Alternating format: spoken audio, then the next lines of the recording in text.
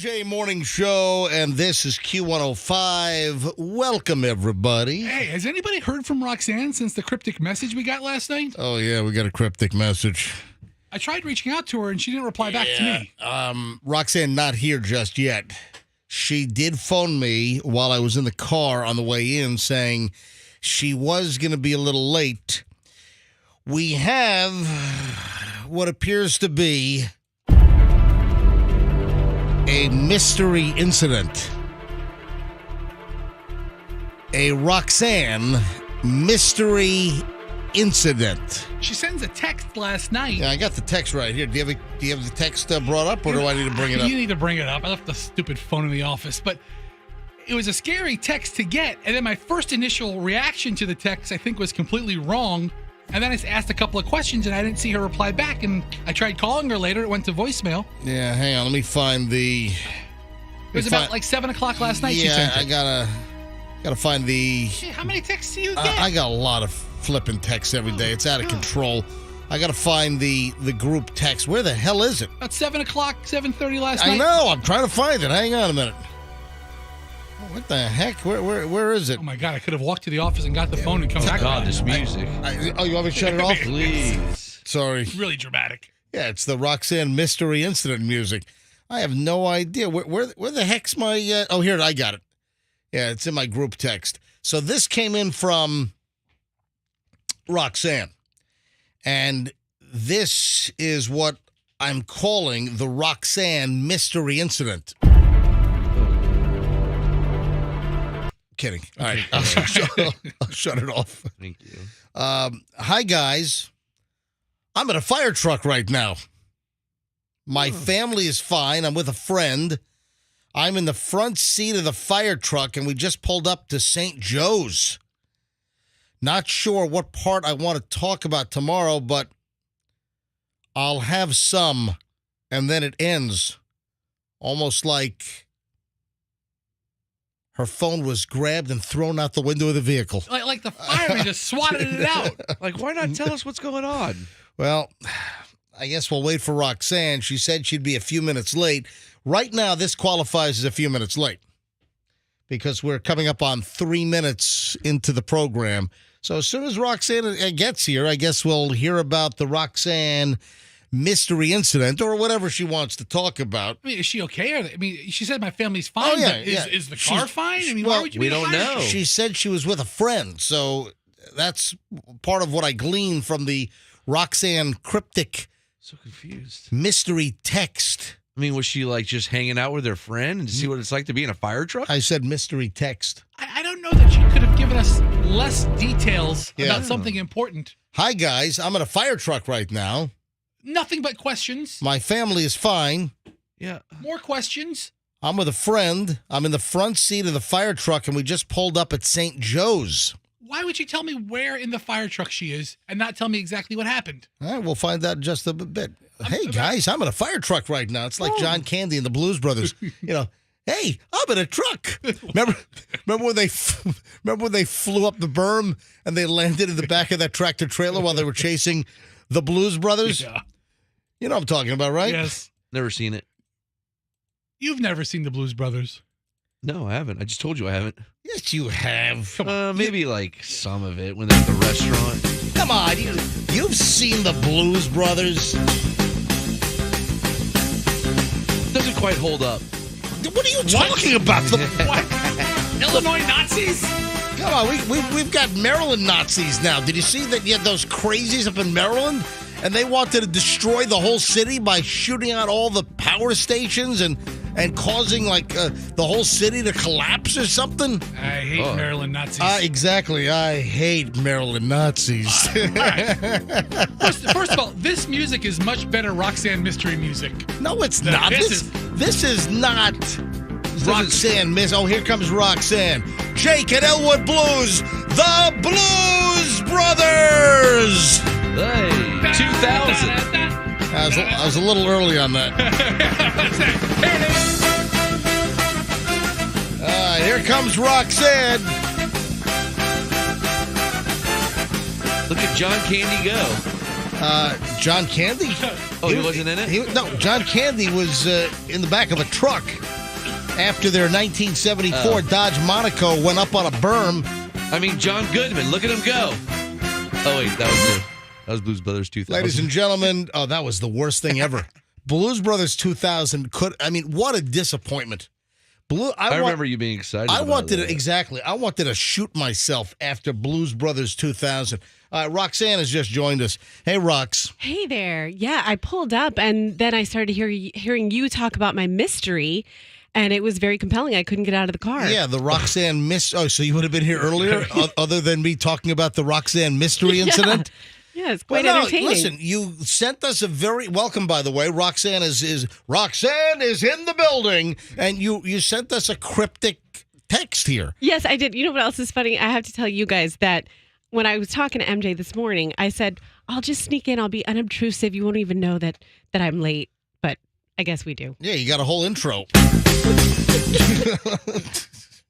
All right, tell you what, I don't want to run too late here. Right. We'll take our first break. Okay. When we get back, let's find out what we can about the Roxanne mystery incident and the cryptic mystery text next. On the MJ Morning Show on Q105, MJ and the crew back in a second. Just getting out on the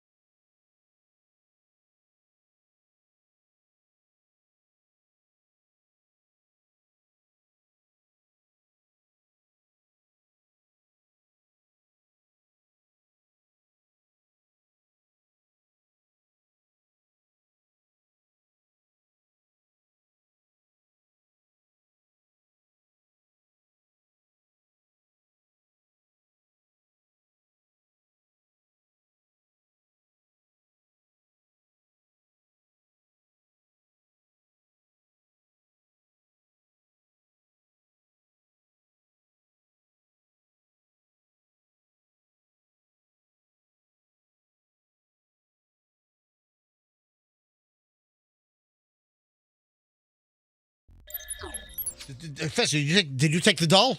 Yeah. So I have the doll. Oh, all right. Yesterday. I thought the doll was maybe kidnapped.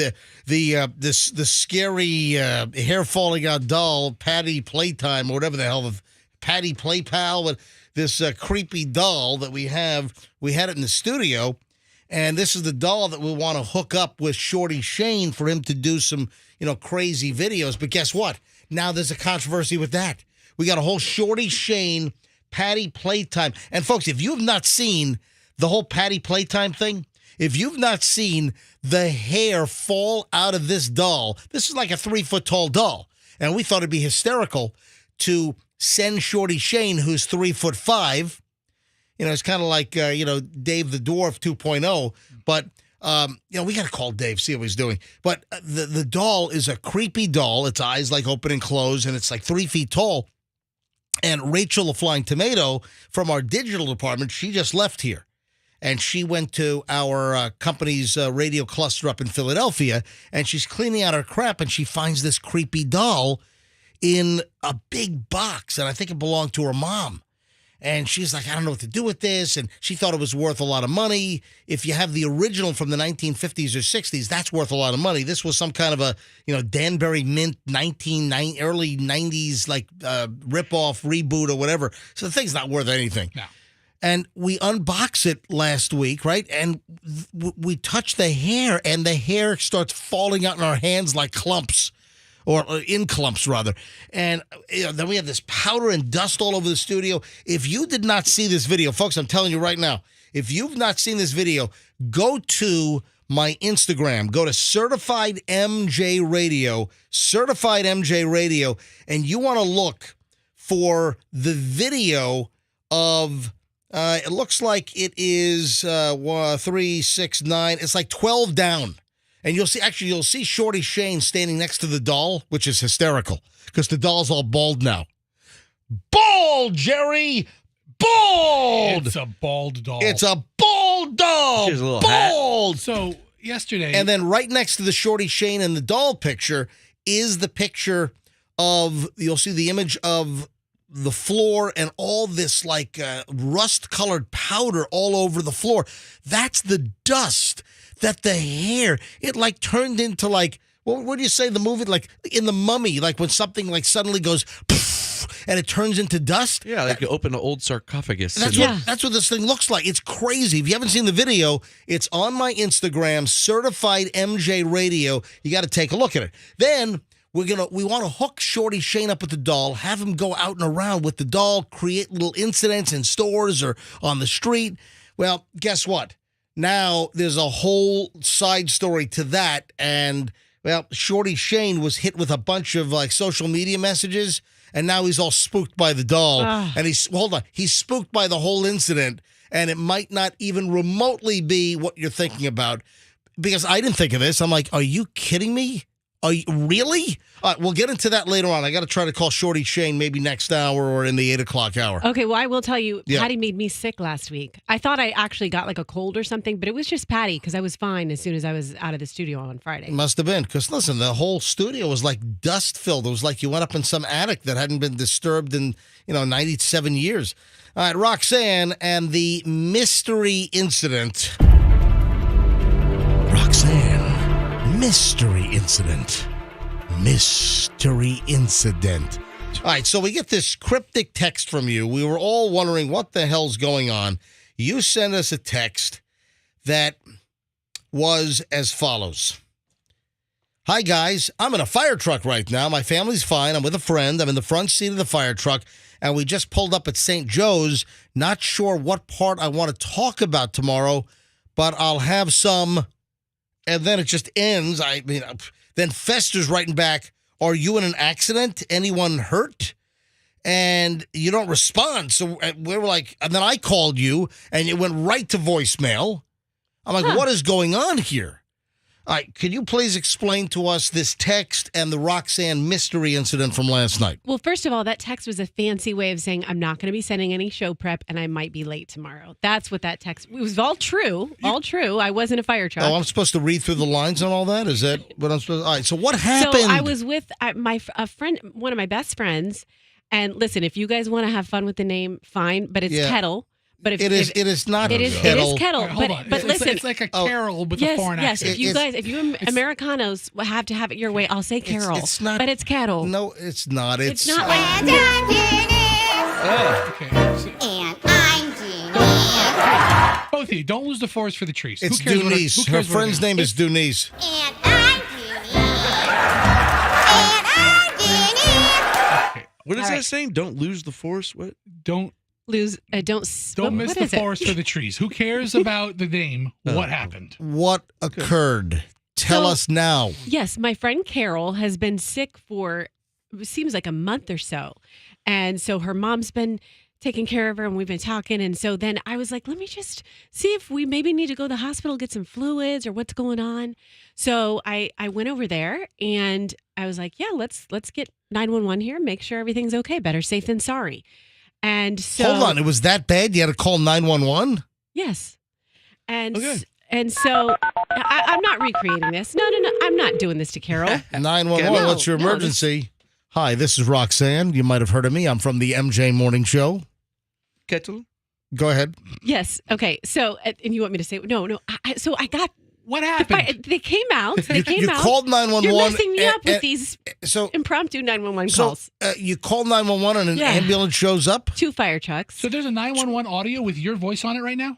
Of course there is. Oh my gosh, that's Rides in the truck. So. She told the responding Yes. EMTs. Mm-hmm. Wait, they sent an actual fire truck? Yeah. So they sent the fire truck and the ambulance? Yes. Okay. Yes. Mhm. So how many And- vehicles total to her house? I don't know. I wasn't counting vehicles. I was trying to help You take should care of have the set a situation. fire like in the garage for like just to give them something to do. practice or something. Exactly. You know, I support firefighters. I want to train them anytime I can. All right. So your friend says, I'm not going to the hospital Yeah. unless Roxanne gets to go? Yes, in the truck. And so, which is kind of a bucket list thing. So it was so nice of her. And then so, but Bucket- the ooh. guy pulls, he brings me aside and is like, Roxanne, you can just Hold drive on. and follow How do you know your name?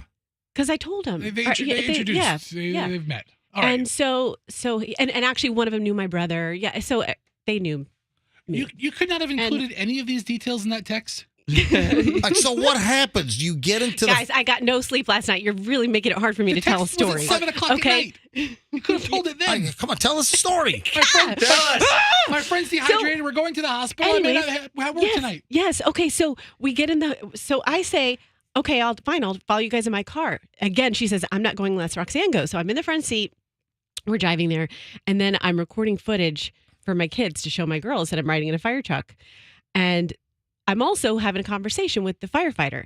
And it's just like a nice, innocent, friendly conversation. But I guess, an A and B conversation sounds a little different when it's overheard. So then I send a video to Doug thinking that I'm sending just the generic me in the fire truck and the sights and sounds. Oh, but And you it's- send him the video of you having a conversation with a firefighter? Yeah. Did the firefighter know you were? But in any case, Yeah. I sent that to Doug and he's like, are you really like taking care of Kettle or are you, flirting with firefighters? What are you doing, Roxanne? So that was kind of a little hiccup in the Was there in like? the night. Were there any lines like, "Oh, Mr. Firefighter, tell me about your hose"? Yeah. Well, it's in the back. It's rolled up. It's rolled up. It's What kind else of do you want to know? it's actually flat right now because How long were you at the hospital last night? I don't know, till like I don't remember, 10 o'clock maybe? so essentially your Yeah. friend was dehydrated. Something a Gatorade Yeah. probably would have solved. No, Yeah. well, actually, it was the firefighters were like, yeah, she knew, the paramedics were like, she should go to the hospital. So it was the right thing to do. Yeah.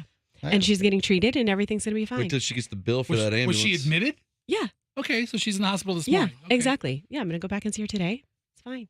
So anyways, guys, that was what happened. And thanks for letting me get through that story with no interruptions. I really appreciate it. You could have solved the whole thing by saying, "My friend's dehydrated. We're going to the hospital. Yeah. Everybody's fine." Instead, you send us a cryptic text and we're like, "What the hell's going on with Roxanne?" Did you want us to worry? I'm in a fire truck. I mean, we didn't No, know whether you were specifically T-boned at an said- intersection. You even said, "My family is fine," which would allude Makes to the it fact seem that you're something's wrong for them to have to be fine. Like there was a car accident and everybody's fine but me.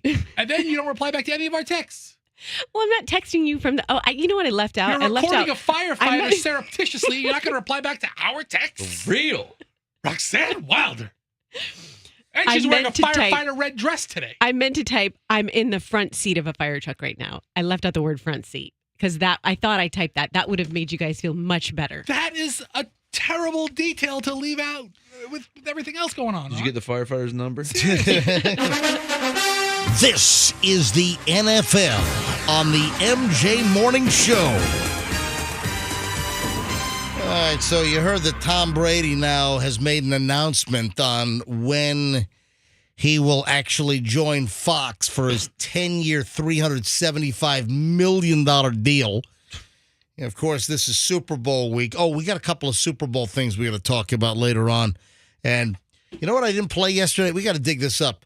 Andrew, see if you can reboot the Terry Bradshaw audio, because Terry Bradshaw is part of the Fox analyst team. Yeah. And some really interesting Terry Bradshaw interview audio that I want to play, because he did an interview with Chris Wallace.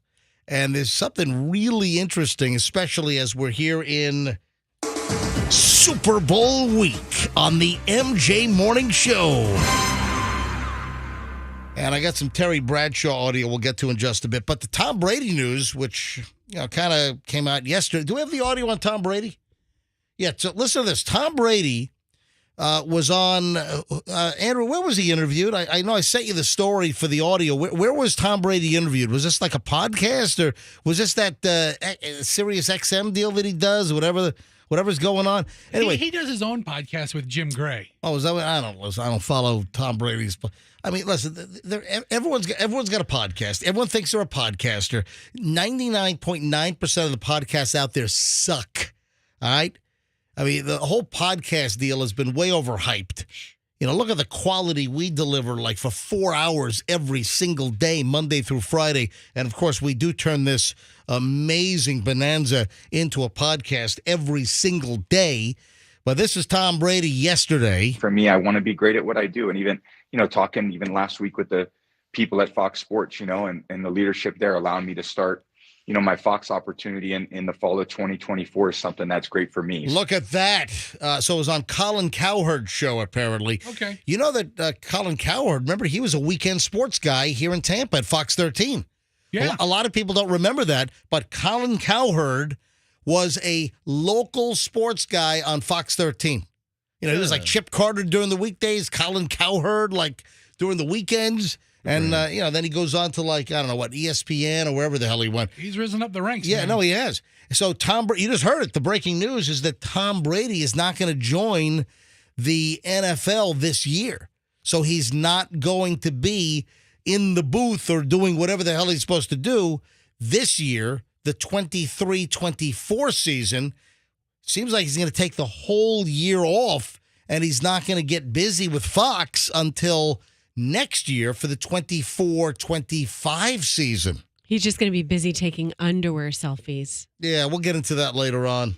And then you notice how his hand was blocking his crotch, so you couldn't take too much of a, you couldn't take too much of a meat gaze. You know what I'm talking about? All right, hang on. Back at what? That's all I was doing when I saw the picture.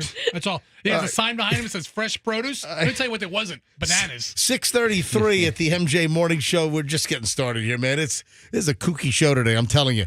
You got to hear what's coming up later on. But next, we'll get into early morons in the news, a spectacular pile of total idiot stories. Morons in the news next on the MJ Morning Show here on Q105.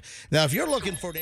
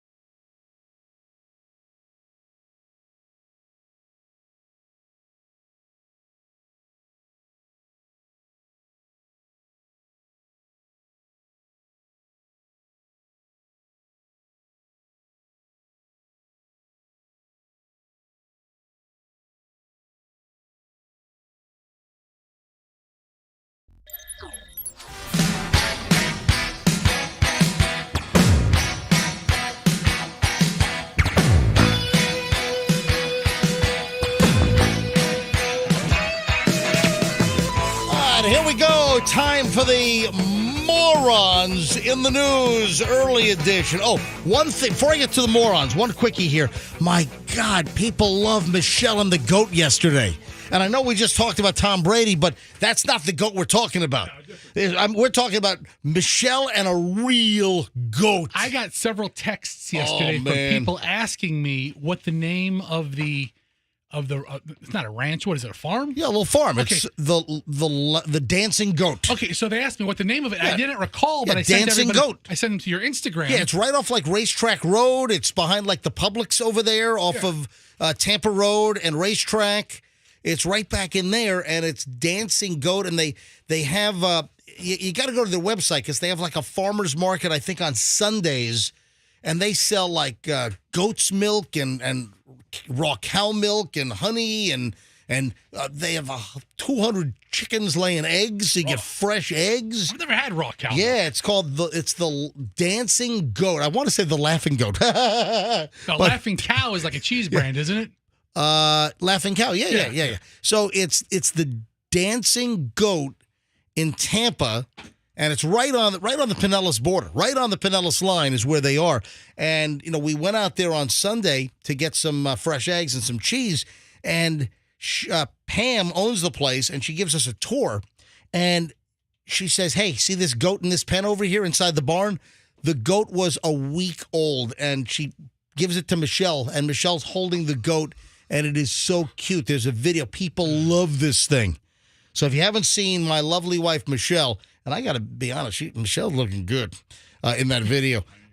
She always looks good. I just thought she looked extra good on Sunday. So Well, she's next to a goat. I mean, when you put a woman, even of average beauty, next to a farm animal. So the video is up. Michelle and the Goat. If you haven't seen it, it is on my Instagram, Certified MJ Radio. Go to Certified MJ Radio, and you'll see Michelle and the Goat. And while you're there, give me a follow, Certified MJ Radio. Hey, Andrew, did we put the goat also on videos? Can you add that quickly? If you don't use Instagram, Andrew will put Michelle and the Goat. We'll put the link up in just a few minutes. Give us a few, and we'll put the link up at mjmorningshow.com on our website. Just look at the top of the page for videos mentioned on the MJ Morning Show, and we'll put that link up so you can just click on a website instead of going to my Instagram if you don't want to go to Certified MJ Radio. All right, let's do some early morons in the news. No particular order, but I would have to say here, son, this is no way to go through life. Naked man ran through Des Moines hotel swinging a toilet plunger. Yeah, baby. That could It's have a been, party now. Yes, that could have been me 20 times. Oh, yeah, baby.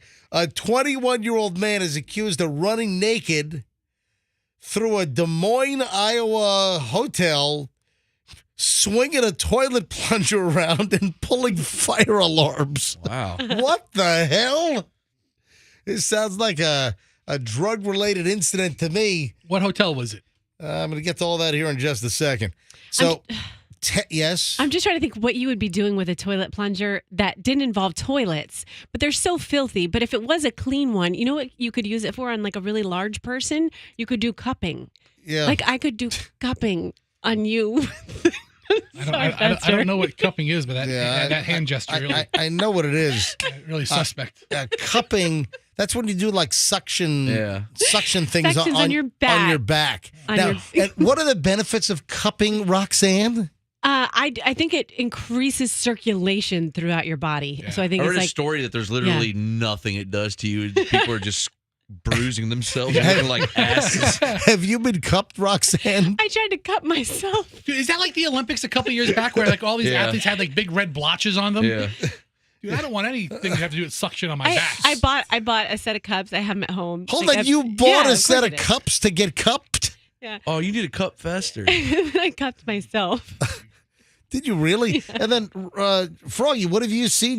What do you I watch saw- some kind of YouTube channel on cupping? Oh, yeah. He follows it. Froggy But I- follows 290 YouTube channels. It was like a UFC story about all the UFC fighters that do it, and you could see the cups on them when they're fighting, and they all like lost. That was the story. They all got their ass beat. But So- it leaves gigantic round blotches on. It's like giant, It like does. round. Bruises. It's like giant round hickeys. Yeah. Is what it looks like. You know what? Now that I think about it, one time I did get cupped professionally, and I went to an acupuncturist, and she did cupping at the same time, and my back did look not as horrific as the pictures you're looking at, but it definitely leaves some marks Listen, on you. It looks like Djokovic served a tennis ball at your back at 139 miles an hour. That's what it looks like. And it's all bruised. It's a circle. It looks like you got a disease or something. Looks like you got the latest thing out of the Wuhan lab or the Wuhan wet market. Take your pick. It's a 50-50 deal on the COVID thing, folks. The hotel guy could not have cupped himself with a plunger like this. All right, let me get back to 21-year-old naked dude in the hotel. It's Trevin Wayne Hill, 21 of Las Vegas. Whatever happens in Des Moines stays in Des Moines. Different town, Yeah, man. 21-year-old Trevin Wayne Hill from Las Vegas was arrested, charged with assault while displaying a dangerous weapon. First-degree criminal mischief, disorderly conduct, according to the booking records. The Des Moines Police Department said Hill approached a victim in the 18th floor stairwell at the Des Moines Marriott downtown with a toilet plunger. According to the court documents, he was yelling, "I'm going to effing get you," as he chased the victim, according to the report. Police said that multiple people saw Hill allegedly pull fire alarms around the hotel. The man continued running on several floors, swinging the plunger until he was tackled by police officers. He was booked into the Polk County Jail, not Polk County with Grady Judd, but the Polk County in Des Moines, Iowa. And he's pleaded not guilty to the charges. Wait, you're pulling fire alarms? You're swinging around a plunger? You're naked? I mean, this is like a bath salts incident, or what else? Ecstasy? I mean, or special K, is it ketamine? ketamine, Special K, yeah. Yeah, I did some of that last night. Plunger's really No, not I'm kidding. I'm joking. The cereal, right? I've never done that. But this is not. What were you saying, Frog? A plunger wouldn't be a good weapon. I mean, it's rubberized on the end. It's going to bounce off you. So part of the charges were displaying a dangerous weapon. In what state is a toilet plunger a dangerous weapon? I don't It's know. literally rubber. Dude, first of all, You have a stick. I get that. yeah, I mean, it depends how it's being wielded. But you can't hold the rubber part and hit a stick. It'll be no force. That's true. Oh, wait a sec. My bad. This is. Here's why. Because this is a dual-purpose tool. One end was the plunger. The other end was a medieval mace, the ball with the spikes and the chain. The Yeah, mace there plunger. we go. Those are popular. Yeah, very big at the Renaissance Festival. They sell those in booths, I think. I've seen it in the SC on TV section. No, it's a plunger. Why is that a deadly weapon anyway? Son, this is no way to go through life. Man, I'm just getting primed, dude. This is just the beginning. Hey, I got a drive-through burglary spree you got to hear about. Oh, you know, like the food service companies that do food at a lot of schools? Yeah. Ooh. Like the white trucks that drop off all the food grade, Yeah, or like- school grade food. Like Aramark, they'll do food service. And we got a story at a high school, and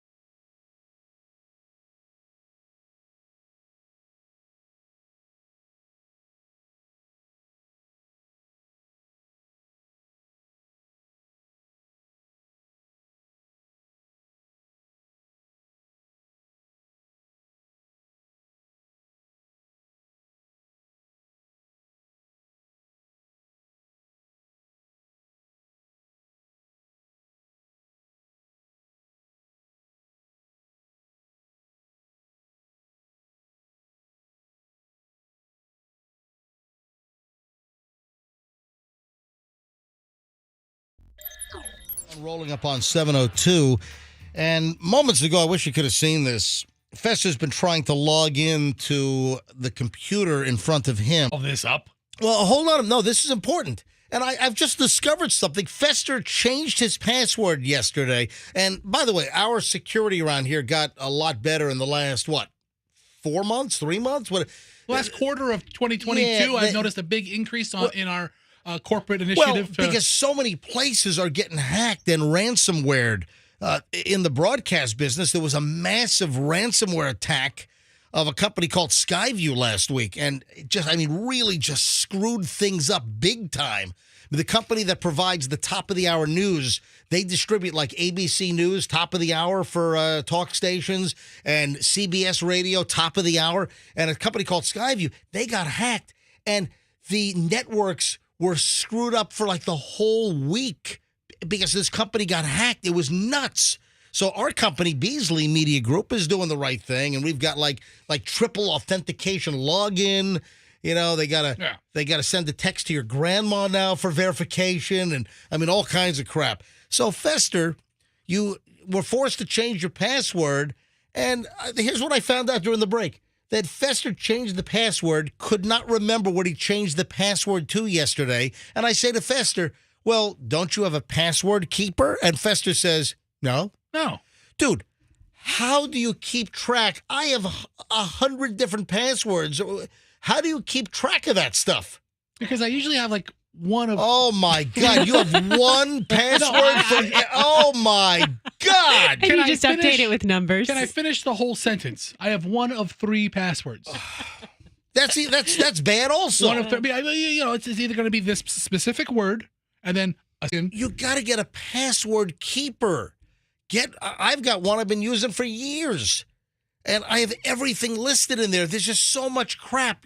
The companies you have online accounts with, the billing information. There's just I might have 200 entries in my password keeper. You want to see my password keeper? You don't have one either, do you? All up here. Oh my God! She's pointing to her. She's pointing to her Mensa brain over there. There's no way you have 200 passwords. Dude, How many porn sites you use? I don't have porn site passwords. You don't need passwords to those. I mean, what do you need passwords for? That many? I mean, a couple different banks, a couple different email. Every email account has it. Every login. If I go to my Keeper, I use Keeper. If I go to this right now, doing a thumb biometric login on my Pixel. Now we know where to look when we want to hack your phone. Yeah, but no, you can't get it. You got to put a thumb on here. You got to chop off your thumb. Yeah, like a whole mafia bit. Yeah. I'm looking. Dude, I've got so many files in here. I got tons of them. Fester, get a password keeper. And you have 3 passwords. You're just waiting to get hacked. All right, let's continue with the early morons in the news. And, man, this is mighty unfortunate. So what happens in February? February is a certain type of month. It is designated as Valentine's Day month. That's not what I'm looking for. No, because Valentine's Day is just Valentine's Day. But don't tell my kids that. This whole month is about love. February is National Women's Month. No. Why is everybody wearing National Heart Month? No, we're red for hearts. Guys, you're close. Are they? National Brown Month. National what? Is it National Brown Month? National Purple Month? I don't know. What is it? Well, it is Black History Month. No. It is. Really? I thought it was National Women's Month. No, come on. But all the women are wearing red. I thought you were talking like a color theme or like a party theme. Everybody knows it's February is Black History Month. Everybody knows that. Yeah, that's why I'm asking what month it is. So if everyone knows it, why didn't you say it? Because I thought you were talking about like Love themes. I'm just watching Froggy deteriorate here. Yes. Nothing to deteriorate. He knows. All right. Froggy randomly picks a color. All the colors in the crown box, Froggy, jackass. All right. So it's Black History Month. All right. What's the worst thing a school cafeteria company can possibly do on the first day of Black History Month? I'm not even taking a guess. Yeah, why don't you shut up over there? I'm just going to spectate. This town is right next door to where I grew up a good portion of my life. I lived in Nanuet, New York for ages 3 through 11. Then we moved to Virginia Beach, or maybe 3 through 10. I grew up in Nanuet. Right next door is a town called Nyack in Rockland County. And, well, this is mighty unfortunate. A vendor that provides food service to schools has apologized for unintentional insensitivity. This is from Channel 4, NBC New York. The first day of Black History Month, students at Nyack Middle School were served chicken and waffles and watermelon for dessert. Okay, that's not unintentional. Well, listen, That's you would think that, come on, how could this possibly be random? Is watermelon even in season? It's not. Well, That's a real stretch hold for on. us. They grow watermelon in Mexico. Okay, and, all right, I don't know. But you want the U.S. grown summertime watermelon, and the ones with seeds are typically sweeter than the ones without seeds. But that's a whole I different. like the square I mean, watermelons. those are like $300 in Japan. I saw one of those one time.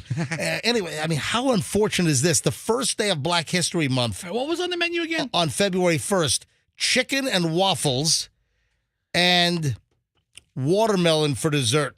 That's And, All right. And listen, who came up with this again? Aramark. So the food service company is Aramark. And of course, the foods I just mentioned have been, typicalized, over the years. And sometimes they're used in a racist, insensitive way. And of all days, I mean, what? exactly. Of all There's no days way. that they have chicken and waffles and watermelon on the menu, they had it on February 1st, I mean, I love all three of those, on the first day of Black History Month. but very random. If I go to any restaurant, that might be the exact meal I pick. Was that last Wednesday? Let me go to the calendar. I think it was last Wednesday. Starving now. Yeah.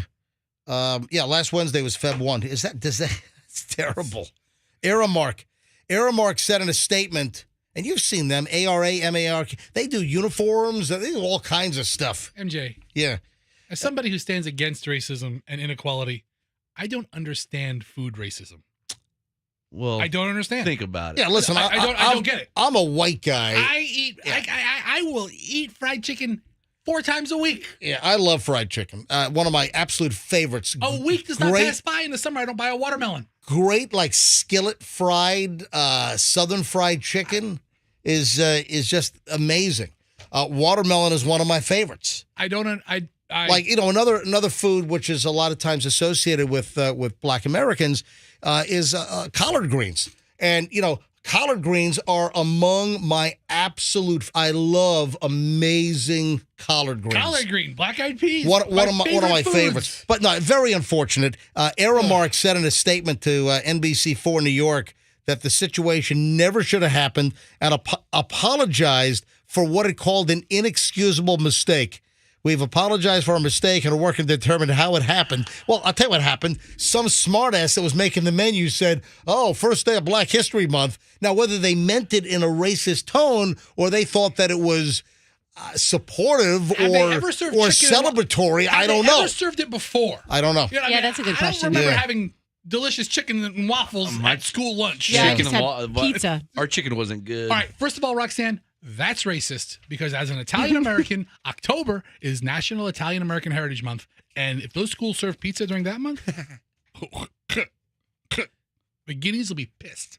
You can't say that. What? I can't say what? You can't say the Guineas will be pissed. Listen, October, you know what we call it? What? Woptober. Oh, no, stop it. No, Yes. you can't Woptober. say that. Yes. No, you can't say that. Did you guys know? Did you guys know that October is National Italian American Heritage Month? I did. No, it's Yeah, of course you no, know, it's Froggy. not. Is it really? Yes, October. And you call it Woptober? All the listen. What? It's terrible. They go with the Dago down to the pizzeria and celebrate Italian Heritage Month. You know what those school cafeterias give out every October 1st? Pizza. By the way, we've got 2 Italians in the studio because Froggy is Italian and Fester's. I mean, listen, I got Kuzmano over here, and I got Dominic Kuzmano Siciliano. and- yeah, Siciliano. I got Fester as the Siciliano over here. You don't have a little Italian in you, schnit? No. No, we're not in me personally, but we have Italians in the family. Oh. Got a part of the family that's Italian. I know Anyway, what kind of family you mean. anyway, the food mix-up is That's unfortunate, but But it does sound delicious. And it wasn't the first time they did that. what are you saying? what? Elaborate, Andrew. Go ahead. Apparently, in 2018, 2 hour mark employees were fired after they served on the first day of Where? Black History Month. Say this where? was in New York. Okay. Well, this was in New York as well. New York University Dining Hall. Oh, NYU in Manhattan. Yeah. Oh, wow. Where they served something that got covered up by a pop-up ad. They served ribs, collard greens, cornbread, smashed yams, mac and cheese, and red Kool-Aid or watermelon-flavored water Oh, my on the first God, day of... that's That is awful. So Aramark has a track history. Yeah. If I were going to yeah, the that's- electric chair, that would be my last meal. So it's not, That is so delicious. not an isolated Sounding incident. good. All right, 7:13 at the MJ Morning Show. Folks, you're in luck because next we start the ridiculously long, uninterrupted chunk of the MJ Morning Show. And I got a book in the mail. Some listener sent me a book of which we were mentioned.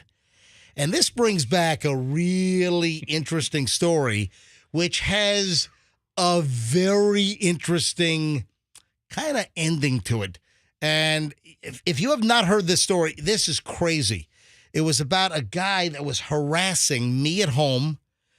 The entire show was getting harassed. My friends were getting harassed. Hold on. If you haven't heard this story, we'll get into this next. And a whole lot more.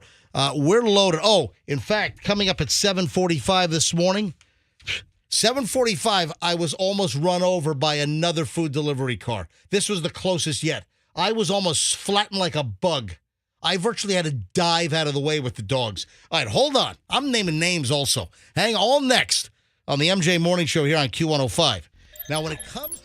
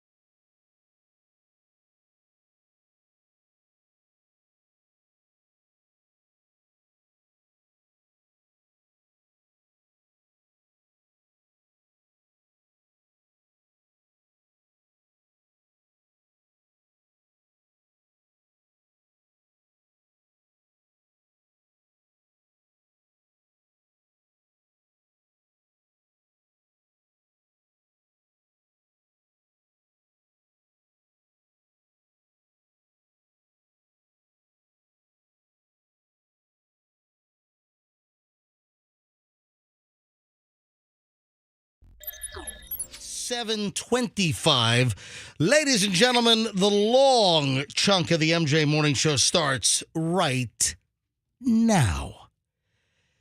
Every morning at right around this time, we go an hour and 20 minutes nonstop. So if you're listening in the car, you like the show, figure out a way how to, drag us into where you work. I mean, just listen on a regular radio, on your apps. I mean, if you have a smartphone, it's a radio. I mean, use your smartphone. Use either the TuneIn app, the Odyssey app, the My Q105 app, our very own app, the iHeart app, and just search for Q105 Tampa Bay, and boom.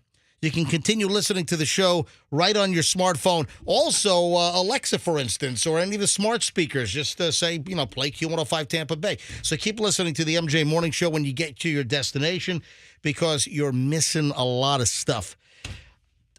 The Powerball. Was it Powerball? I guess Powerball was actually won last night. Oh, wow. Powerball was $747 million. One freaking ticket in Washington State, apparently. What? Someone in Washington State last night won the estimated $747 million. I think the final number was a little higher. It always creeps up a little bit. Yeah, you got to go on your smartphone, because these nimrods here with our whatever company we use to block like porno sites, they block gambling sites, and we can't get on the Powerball website. We've asked for 2 years to unblock this. Why is that? Why can't they unblock? So if we try to go to Powerball, it's blocked. If we try to go to Mega Millions, I don't think that one's blocked. Well, they don't want us to be degenerate gamblers. If we just want to play play around on Mega Millions a little bit, that's fine. But Powerball too, whew. Yeah, winning numbers 5, 11, 22, 23, 69. The Powerball number was 7. One ticket. It looks like 754.6. Is that what you have? That's what I have. Yeah. So it was 747 was the estimate, and the final tally $754.6 million. One ticket in Washington State, apparently. That is nuts. You know what? That $2 billion ticket for California, I don't think that has been claimed yet either. That was won back in November. Remember, $2 billion? Yeah. And that was not claimed as of, a week or two ago. No one claimed a $2 billion. Do you have that? I'm looking. Yeah, like November 8th, $2.04 billion. And no winner has come forward. That was according to a report like a week or two ago. And you got to ask the question, whoever bought the ticket, did they even know they won? Because, listen, people put tickets in pockets. They get washed. They get forgotten about, thrown in a drawer, thrown in a glove box. But last we heard, what is this story from? This is from 2 weeks ago. Yeah, 2 weeks ago. Where's California's $2.04 billion Powerball winner from November? Hadn't come forward yet. It's probably waiting until the last minute. Why would you do that? I don't know. Yeah, there'd be no point, really. I don't know. I got a package yesterday. Fester brings in one of those little flat rate USPS priority mailboxes. And inside, after I opened it up, was a book. Okay. And the book was a book about phone freaks. And a guy wrote the book who I have a little history with. Now, what is a phone freak? Now, I was exposed to phone freaks when I was in summer camp when I was like 11 or 12 years old. Seriously. I had a counselor that was into this and would tell us stories that, and this is back in the 60s and the 70s and the 80s, that there were like groups of people that would hack the phone company, and they would figure out how to get into like the switching offices through certain tricks on the phone, make all kinds of free phone calls. They were called phone freaks. Okay. And there was all kinds of weird, wacky stuff that you could do with the old phone company equipment. And so I was aware of this. Turns out one of these phone freaks started screwing with the MJ Morning Show back in the late 1990s. Guy's name was Brad Carter. And Brad was a St. Louis listener. And he listened to us on Z1077, one of our affiliate stations out of St. Louis. And he lived right across the Mississippi in Illinois, in East Alton. Oh, lovely. This guy was harassing me. Didn't know who he was until, well, it was discovered who he was. It was a long time, right? Yeah, it was like a year. This guy was calling my home phone at all hours and was, trying to, screw with me on the phone. And I would change my phone number, and a day later, I would change my unlisted number, and a day later, the guy'd be calling me again on my brand new number. I went through 8 phone numbers at my house. And Verizon at the time couldn't figure out what was going on. And, well, we found out what it was. Their security was so lax that this guy, this Brad Carter, he was a social engineering massager. So this guy was a total social engineer. He would get on the phone and fake that he was with a different department at Verizon and his computer was locked out. Hey, can you look something up for me? So that's how the guy was. I mean, it was just simple stuff. The guy would wiggle in to a back number at Verizon, pretend he was an employee, and he would scam him. And it was just social engineering. So that's how this guy, it was simple stuff. He wasn't totally hacking into their computer network. He was getting people to give them stuff over the phone. Get somebody on the line, make a friend, try to give them a story and get the information. Now, since then, a lot of the companies, like the cell phone companies, for instance, they have gone to better security. For instance, the person at the phone company, like T-Mobile, AT&T, Verizon Wireless, if you don't know the account PIN number, they can't get in. No. So you can't do this crap anymore in most cases. But this guy was calling our house at all hours, coming up with all kinds of stories. He'd have my new number the day after we changed it, and Verizon was baffled. Then one night, the last delivery for Domino's Pizza, 1 a.m, I get a phone call saying, "It's coming to your front door." Ooh. And then the doorbell rings. I'm like, what the hell? I grab a Glock, 45 caliber. I answer the door with a gun in my hand, and it's the Domino's Pizza guy dropping off a pizza. This guy sent a pizza to my house at 1 o'clock in the morning. Yeah, I mean, crazy that's stuff. So creepy. But then he started calling BJ at home from the old MJ and BJ show. Of course. He was calling Froggy #1 at home. And he was doing all this crap. And it was getting to be very harassing. And I'd mentioned this at the time to Sheriff David G. And Sheriff G said, I got a couple of guys in our intel division. Tell him the story. Told him the story. The two guys, it was Joe Greco and Jason Van Brunt, Hillsborough County Sheriff's Office. These guys found the guy. I don't know how the hell they did it, but they found it, and they're like, "Hey, we're coming over to talk to you." Found him. I don't know how the hell. It was amazing. And they said, "Yep, guy's name is Brad Carter, lives in East Alton, Illinois." I'm like, "Oh, man, that's right across from St. Louis." Anyway, we found out who this guy was, and they called him up, and they said, "Listen, this is the Hillsborough County Sheriff's Office. We're going to work with the East Alton police to get a warrant for your arrest for harassment." Anyway, it shut the guy down. He thought that he was so smart. His deal was he would use calling cards that would not produce a trace. A trace, so the caller ID wouldn't work. And if you hit a star 57 for a phone company trap, that wouldn't work. So this guy thought he was so brilliant until he wasn't, because my buddies at the Hillsborough County Sheriff's Office, they tracked this guy down. For your run-of-the-mill prank caller, he was pretty smart. And this went on for a year. Right. Turns out this guy wrote a book. And we're a chapter in this book. You wrote a book on what? On phone freaking, on just what they did, all the kind God. of. But wait a minute, there's a reason why I'm telling the story, and it's beyond just the book. The book apparently was copyrighted in. Let's see, the book is copyright 2010. All right, so it's an old book. So 2010 is when the guy wrote the book, and it's a whole chapter.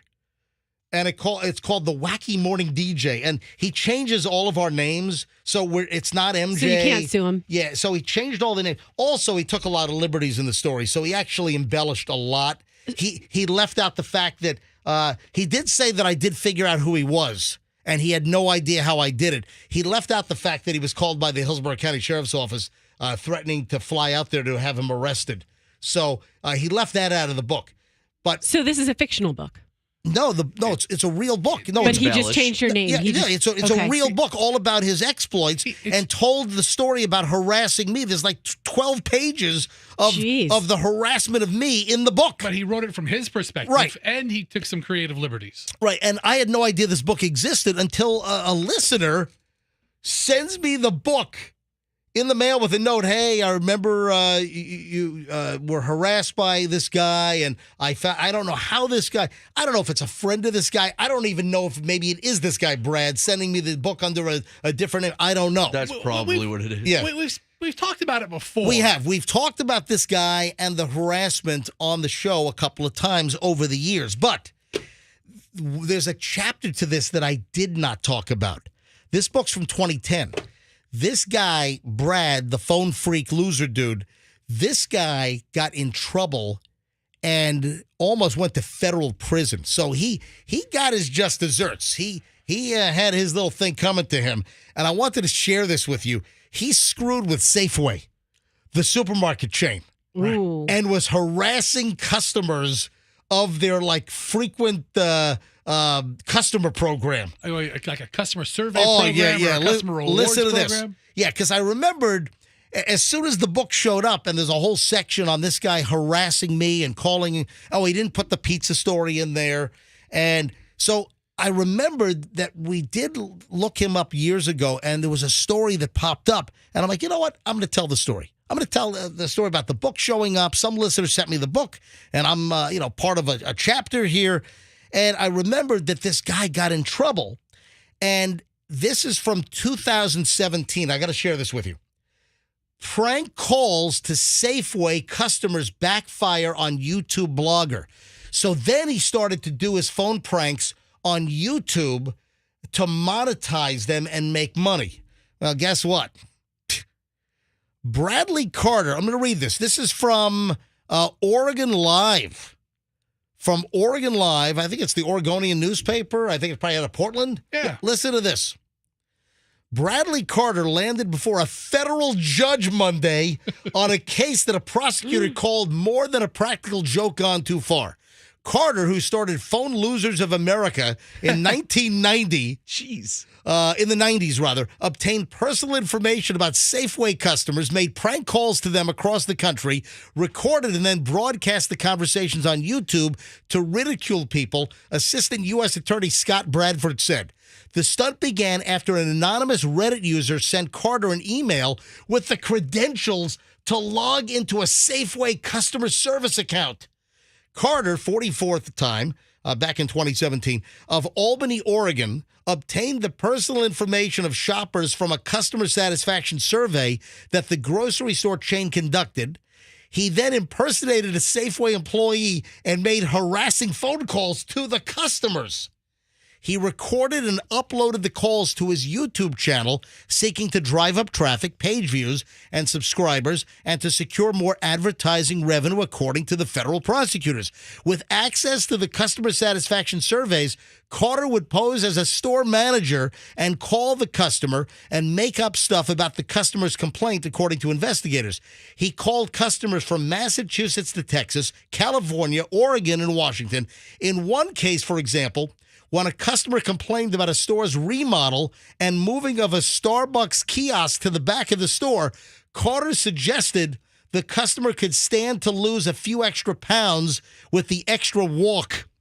In another call, Carter spoke to a customer who had complained that the meats advertised are never available for sale in the store. The final thing here, the judge gave him 8 months of house arrest out of fear for his own life. Yeah, and investigators listen to the blog. Safeway. Oh, Safeway had to shut down their customer service survey affecting 2,300 stores. I mean, Safeway's an enormous. Yeah. Is it the largest supermarket in the country? I think Kroger might I think be. Kroger's got me, yeah. Yeah, Kroger, but Safeway's big as well. And then Safeway bought Albertsons, didn't they? I think so. At some point. When the FBI raided it, quote, "I'm sorry I wasted the court's resources on something like this." Standing between his two lawyers, I realized what I did was wrong. The judge questioned Mr. Carter. Do you know who is in federal prison? Listen, this is a quote. This is a quote. Mr. Carter, do you know who is in federal prison? What happens to people like you in federal prison? What happens Yeah, to exactly. people like Yeah. you? Carter nodded. What are you in for? Prank calling? Yeah, Carter nodded. You think you know what's in there, but you don't, the judge said. Carter told the judge, I made a mistake. Yeah, the judge hesitated, then told Carter that the fear he's feeling at the moment with his heart beating rapidly, wondering if he'd go to federal prison, is how your victims felt. Anyway, he ended up getting... he said if he was a state judge still that he would get a much different sentence, but he would have done 90 days in a community jail for his crime. Anyway, the federal court, sentenced him to 8 months of home detention with GPS monitoring, periodic searches of his computers, 250 hours of community service, 5 years of probation, and he also had to pay a $19,000 600 restitution charge. Didn't he get popped for broadcasting those calls too? No, I don't think that ever happened. Really? Because it wasn't on Broadway, it was on YouTube. It wasn't on the radio. that Yeah, it doesn't wasn't matter? an FCC. It wasn't an FCC thing. So anyway, I just thought that was an interesting story. How isn't that amazing? It really is. So this guy was harassing me. We figured out who he was. The cops called, didn't scare him. He continued, and then he almost went to federal prison. So he's got a federal record. He did home detention Good for him. and probation. So Brad Carter, who went from Illinois to Oregon, now I believe he's in New Mexico. Good for him. Yeah. All right, Brad. So good old Brad Carter. So whoever sent me the book, I left a note at home. Yeah. It was it from out of town? Was it Yeah, somebody- the book was mailed from like Shreveport, Louisiana. So hey, and it was nice. Like they even put a little post-it note on the chapter, and the note was like, he included the email address. Hey, I thought you'd enjoy this. I read this book, and I realized that hey, he was talking about you because he'd heard us talk about it in the past. So listen, it might be totally legit, but if it is, thank you very much for sending me the book. He's But- the one guy who read it. All right, so Yeah. Safeway is part of the Albertsons group, and it's the 5th largest chain of supermarkets. Well, there you go. Good research. All right. Hey, Roxanne, you had a what? All right. All right. What are you talking about? Hold on. What? What are you communicating over here? Yesterday, over the last 3 weeks. I got something going on with Okay. Roxanne and Fester right now. Okay, over the last 3 weeks. What is going on? He's a tattletale. Jesus Christ. Over the last 3 weeks, we've had an issue in studio with Roxanne and her need to hold up signs to the camera, thinking Yes. she's entertaining people on our. And you're twirling your hair. You're doing your nervous twirl. Okay, she's not holding up signs anymore. Anyway, she has signs Okay, I Tapes to followed her your instructions. bosom. Look, All right, she- you're turning into on- a Twitch on her streamer. shirt. What are you doing? On her shirt, she has a sign that says All right. "Happy Birthday, Roxanne, Corey." stop. You're distracting the show. Knock it off. How am I distracting the show? Just stop it all. I'm giving Now you you've birth- got the sign across your chest On that your says boobs? "Happy Birthday" on your boobs. You said nothing. This is my new birthday apparel line. Oh, great. So You're a Twitch streamer. if you message Roxanne on our text line, she will hold up almost whatever you want. You asked me not to hold up signs, like physically hold up signs. I'm not going to do that so anymore. now you're pasting them to your boobs? That's better? This is my birthday apparel line. I can't see it because it's too low for you. Happy birthday, Corey, XOXOXO. It's too See, low now- because we have no line of sight. Right. I can barely see their faces because this is the worst studio setup I've ever worked in my entire career. Andrew, did you get the shot of Roxanne? Of with course this? he did. I've had it Oh, on for my- 30 minutes. You've had that on your boobs for 30 minutes? Yes. MJ's telling this fantastic Brad Carter story, and here you are trying to wish happy birthday to Corey for It's half an not. hour. I'm not distracting You're MJ. dis- He yeah, can't you- even see me. You can't see below my neck, so it doesn't even distract you. I have another story I want to tell because I was almost run over. It was almost the Roxanne, Fester, and Froggy show. I've talked about some of the reckless, like DoorDash and Uber Eats delivery drivers in my neighborhood. I was almost run over. 7:45. Look at this. I'm 7:46 now. I'm on time. I teased this as a 7:45 story. This is good for me. This is really good. I'm kind of on time here. And I'm going to name names here. I was walking the dogs, and this was on Friday night. So Friday night, I'm walking the dogs right after 6 p.m. Sun was still up. You know, the days are getting longer again as we get past the winter solstice. And as I'm walking the dogs, this car is flying at me. And I had seen the car go down the street. So the car was not going as fast coming into the neighborhood. And I saw that it stopped at a nearby neighbor's house. I'm like, must be a food delivery. Then the same car leaves after they obviously dropped off the food delivery, and the car is racing, doing maybe 50 miles an hour in a 25 in my neighborhood. The car is flying. I'm walking the dogs. I have to jump out of the way. The car is coming right at me. It is still light out. There's still plenty of sun out. It was like just after 6 o'clock. I don't know, like 6:05 or so. So, the days are getting longer, and the car is coming right at me, and it's not slowing down. Right. It is not trying to avoid me. It's coming right at me. He probably wasn't even looking up. He's probably looking down at a phone or something. Well, maybe. And the pedal was to the metal. I have to jump out of the way. I'm yanking the dogs on the leashes to jump out of the way, and the car just whizzes right by me and probably 2 feet away from me. As I'm able to jump out of the way, the car goes by me maybe 2 feet from hitting me and the dogs. Ugh. All right? And the car just takes off. I'm like, oh, my God, what the hell was that? So I go to the neighbor's house that got the delivery because, I was pretty sure that I saw a pizza box on the front dashboard. As they drove by the first time, I'm like, was that a pizza box? So they stopped off, and it turns out it was a pizza delivery. So I go to my neighbor's house. I'm like, hey, did you guys just get a pizza delivery? And they said, yeah. Would you like some? No. Oh. I said, do you mind telling me where it come from? And they said, oh, yeah, it's from Eddie and Sam's, which is downtown? In downtown Tampa. So it came from Eddie and Sam's Pizza. But they don't deliver. They use the app. So it's not Eddie and Sam. Okay. Eddie and Sam didn't nearly run me over. Eddie's not delivering pies. It was Uber Eats. Okay. So I said to my neighbor, who delivered it? She said, I used the app. It was Uber Eats. So they went on the app, and then they put in a complaint. But I was almost freaking run over by an Uber Eats driver delivering for Eddie and Sam's Pizza in downtown Tampa. And again, it's not Eddie's fault. It's not Sam's fault. They don't deliver. They use the apps. Once the pizza's picked up by the third party, they have nothing to do with it other than they made the pizza. And they don't know who the driver is, right? So one of the drivers gets the order, picks it up. My neighbor also said, man, it's taken an hour to get here. So I don't think that was Eddie and Sam's fault either. I think the delivery driver, it was Uber Eats, was just running crazy late. So I'm thinking this guy was driving like a maniac because the dude was running so, flipping late is Maybe. what the story, like, the pizza guy in Home Alone, and he smashes into that metal lawn jockey. Yeah. That's it. Every time he pulls up. Every single time.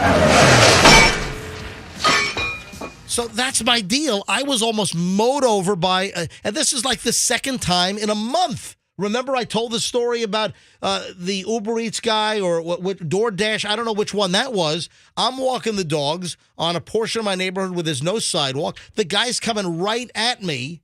I've got a flashlight on, and it wasn't even totally dark yet. And then as he almost runs into me, and then as I'm running off to the side, I can see the dude's just like totally glued to his phone, not even watching where he's going. Drivers are too distracted for you to be walking. Listen, it's too dangerous to walk. This is the second time in a month that I've almost been mowed down by these food delivery guys. Get a treadmill. Yeah, get a treadmill and a little patch of grass for the dog. The dogs love to go on their walk. They're, Yeah, it's going to kill you, though. Yeah. The dog won't love getting hit by a racing food delivery driver. Roxanne Discover card got declined, and that's when I said, "Ooh, I've got a story about the Discover card." And Fester, you saw the story as well. Anytime I see Discover card, I think of one person, and that's you. I know. Hold on a bit. Oh, should I tell the Discover card story again? If you want to. All right, hang on. Here's what happened with the Discover. Where were you where your card was declined? I was at Starbucks buying cake pops, and I got declined. Hold on. What? Starbucks, but I just wanted to buy a couple cake pops. What the hell's a cake pop? It's like a You know what lollipop a made cake- out of yeah. cake dipped in chocolate. All right. They're delicious. They sell those. I don't go to Starbucks. I'm, and Michelle doesn't like Starbucks because she says their coffee tastes burnt. Michelle loves Dunkin'. Yeah, I so didn't I'm get sorry. coffee. I'm not a Starbucks frequenter. Their cake pops are burnt, too. Yeah. They're to a crisp. So I got their They're charcoal briquettes. Yeah. They're on a stick. All right. So you go to Starbucks. Yeah, I got cake pops barbecue flavor. And What? Oh no, you're making that. Yes, Oh, that's a yes. joke. Oh, good one. put in my Discover card. Yeah. And What happens? it says just really aggressive, card declined. And Well, it's flashing and Yeah. going like this. It's going decline. Yeah. Deadbeat. Credit score 492. Credit. So Roxanne instantly says, "Do you know who I am?" All right, so yeah, that's exactly. card I gets did kind of- declined. Yeah, and I did kind of like the girl glared at me, and so I glared back at her. Like, of course I pay my bill. This is Yeah. so. The- But the Starbucks standoff. employees Yeah. looking at you like, Loser. man, Big this loser. thing's like you got an $8 sale here. How much was it?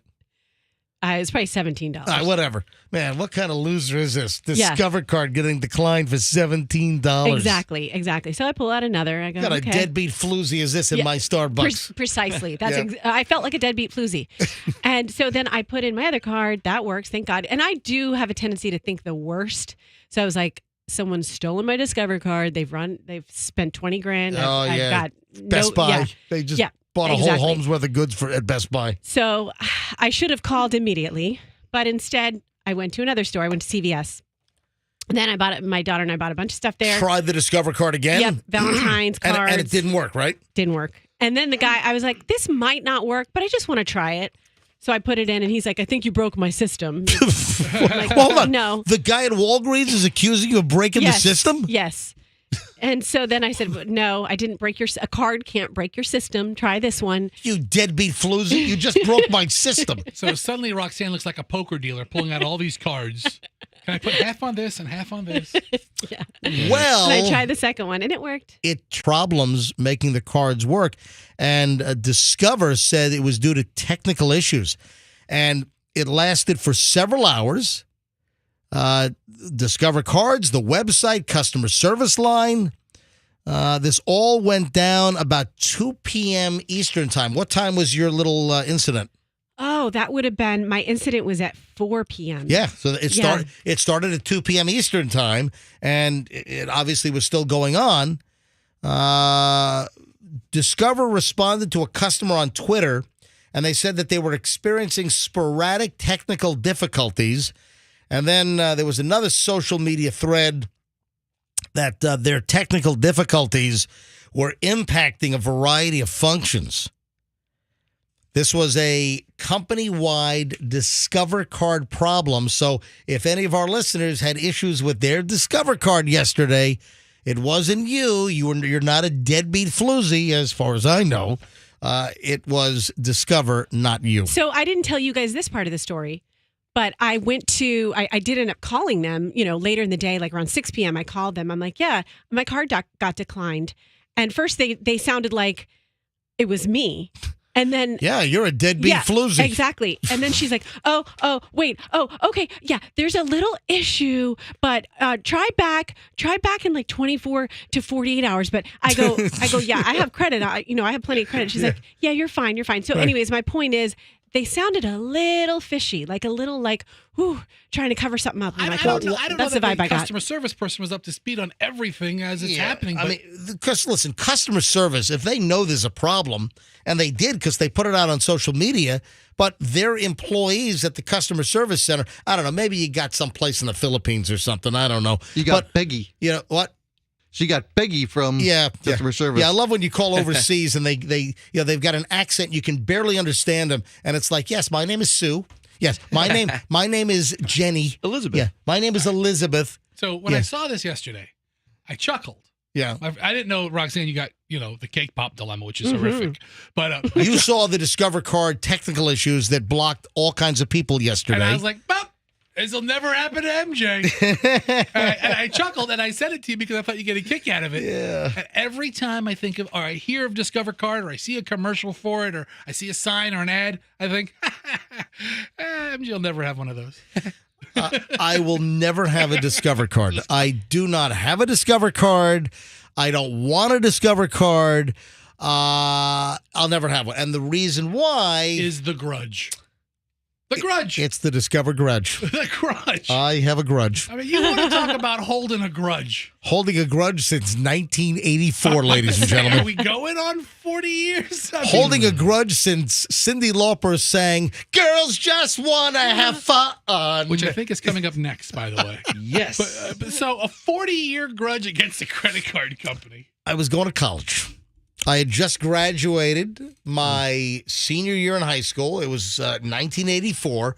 I was headed off to Ithaca College in Ithaca, New York, in fall of '84, and I applied for a Discover card because I'm a college kid. I need a credit card, right? They're on campus, right? Right. Well, a lot of times, this was before campus. No, this is before. Okay, all right. This is before I was on campus. So I wanted to go to college with a credit card.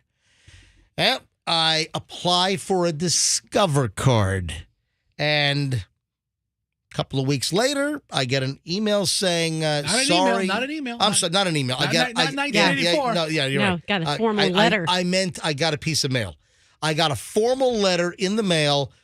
Dear Todd Schnitt, we regret to inform you at this time we will not be able to supply you with a Discover card. Essentially, I have no credit history. You're a bum. That's essentially what they said. They essentially said, you're going to be a total loser reject. You're going to run up a credit card bill, stiff us, not pay us.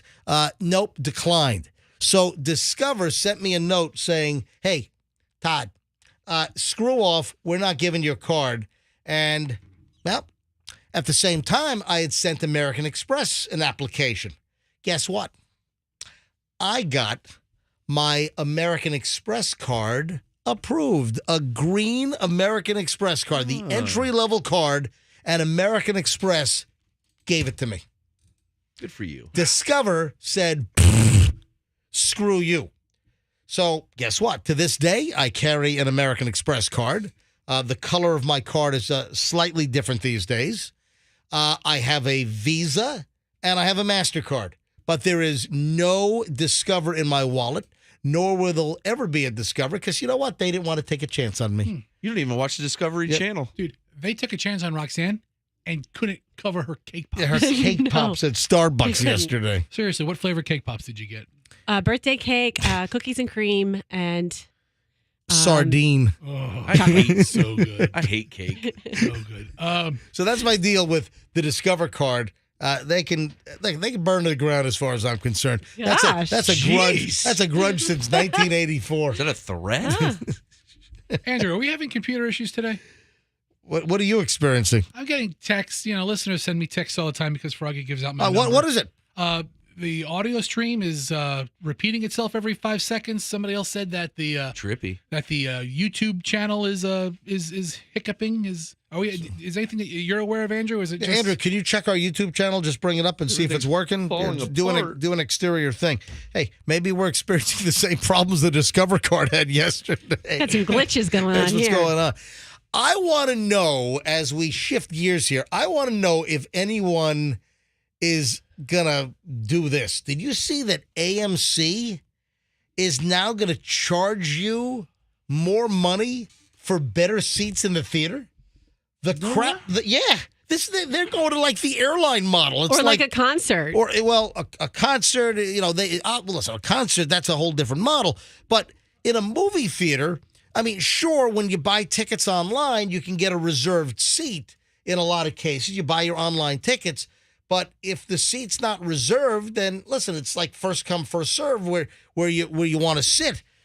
AMC movie theaters are now going to charge you extra to sit in the middle of the theater because the best place to sit, you want the triangle. The triangle is you want like an equilateral triangle. You take the width of the screen and whatever that width is, then you want to take the points out to the triangle. And then that you want to sit in the center. That's How about I just go to a hell? movie and not ruin my night with geometry? that's like the seriously. golden. Listen, you know what you know No, what a is good it an obtuse triangle or no, acute? No, you want listen. You know where the good seat is in the theater. You want to sit in the middle of the movie theater, and you don't want to be too close. You don't want to be too far. That's like the golden triangle part. Yeah, this nerd walks in with a protractor and a Yeah, compass yeah. trying to find his own seat. All right, now here, listen. You can eyeball it. I'm not bringing in a. So- I'm not bringing one of those crash investigator wheelie tape measure deals. All right. All right, now. Click, click, Yeah, click, exactly. click. But here's the story that broke yesterday: that AMC Theaters, which is the largest movie chain in the country, that they're going to introduce new pricing, in which seat location is going to determine how much your ticket's going to cost. Is the movie industry really in a position to try to, play Spirit Airlines with your movie theater seat? I mean, yeah, if you're going to go anyway, they have different tiers of seating. I get it. Seats in the middle of the auditorium will cost $1 or $2 more, while seats in the front row will be cheaper. Yeah, the front row where Yeah. your neck's all jacked up and you got to go visit a Front chiropractor. row sucks. The That's next the worst. day. Gives you a headache. I have not been to a movie theater in a long time Me either. because stuff comes out fairly quickly. A lot of the stuff is already streaming. You've got the Netflix deal where they'll have it streaming and in the theater, or it's in the theater for a week and then they'll stream it. There's no need to go. I just haven't had a need. Any movie that is in the theaters only, it comes out quick enough. I wait a couple of months and it's pay-per-view or it's streaming and I can watch it in my home theater. I haven't been to the movie theaters in a long, long time. And it seems like, they're putting up a further obstacle here where they're going to, charge you. They're going to nickel and dime you for a better seat. Is the movie-going public, are they going to put up with this? For a buck or two, yeah, they absolutely are. Well, you know what I always liked about going to the movies, and I don't go that often anymore, but you're in a dark theater with a bunch of strangers. It's kind of intimate, and you're all kind of in it together. You're all like laughing together. You're enjoying the movie together, even if you don't know each other. Now, this is just divisive because now you got the people who paid more, who think they're better than you because you're in the front It's row. going to start fights. Yeah, it's really, this is Because just- they paid for it. They're going to be like, listen, I paid for this seat, buddy. And then they're going to, there's going to be a shooting or something. AMC said the pricing plan is going to be called Sightline. And it's already been rolled out in some locations. And by the end of the year, it'll be in all U.S. AMC theaters during showings after 4 p.m. So if you want to... Oh, yeah, that's a good one. From what, Inception? Inception. That's the last movie I saw. That's a while ago. Yeah. I just don't care about theaters. I just don't know if... they're trying to come up with, increased revenue models, but is this more of a repellent? Inception came out in 2010. Hold on. Are you serious? I think that was like one of the first. Captive. Funny you say that. I thought of you. You know they have a Super Mario Brothers movie coming out like in April. Okay, I'm down for that. I'm about to say, I'm let's down go. for that. I don't want to pay extra for my seat though, but I'll go. There is a social media uncomfortableness. Have you guys heard of deep likes?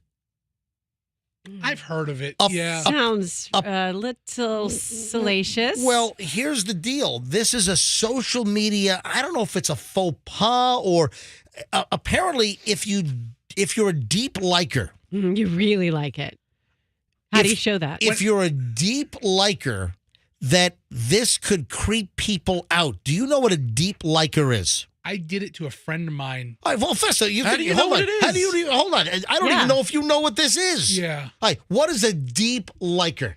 When Instagram, I'm not on Instagram as active as you or anybody else here, but when my friend showed me a girl on his Instagram page, and I'm scrolling and looking at all of her pictures. And I guess if you double tap a screen, you like it. Yeah, it illuminates the heart, and when you like it. accidentally like something.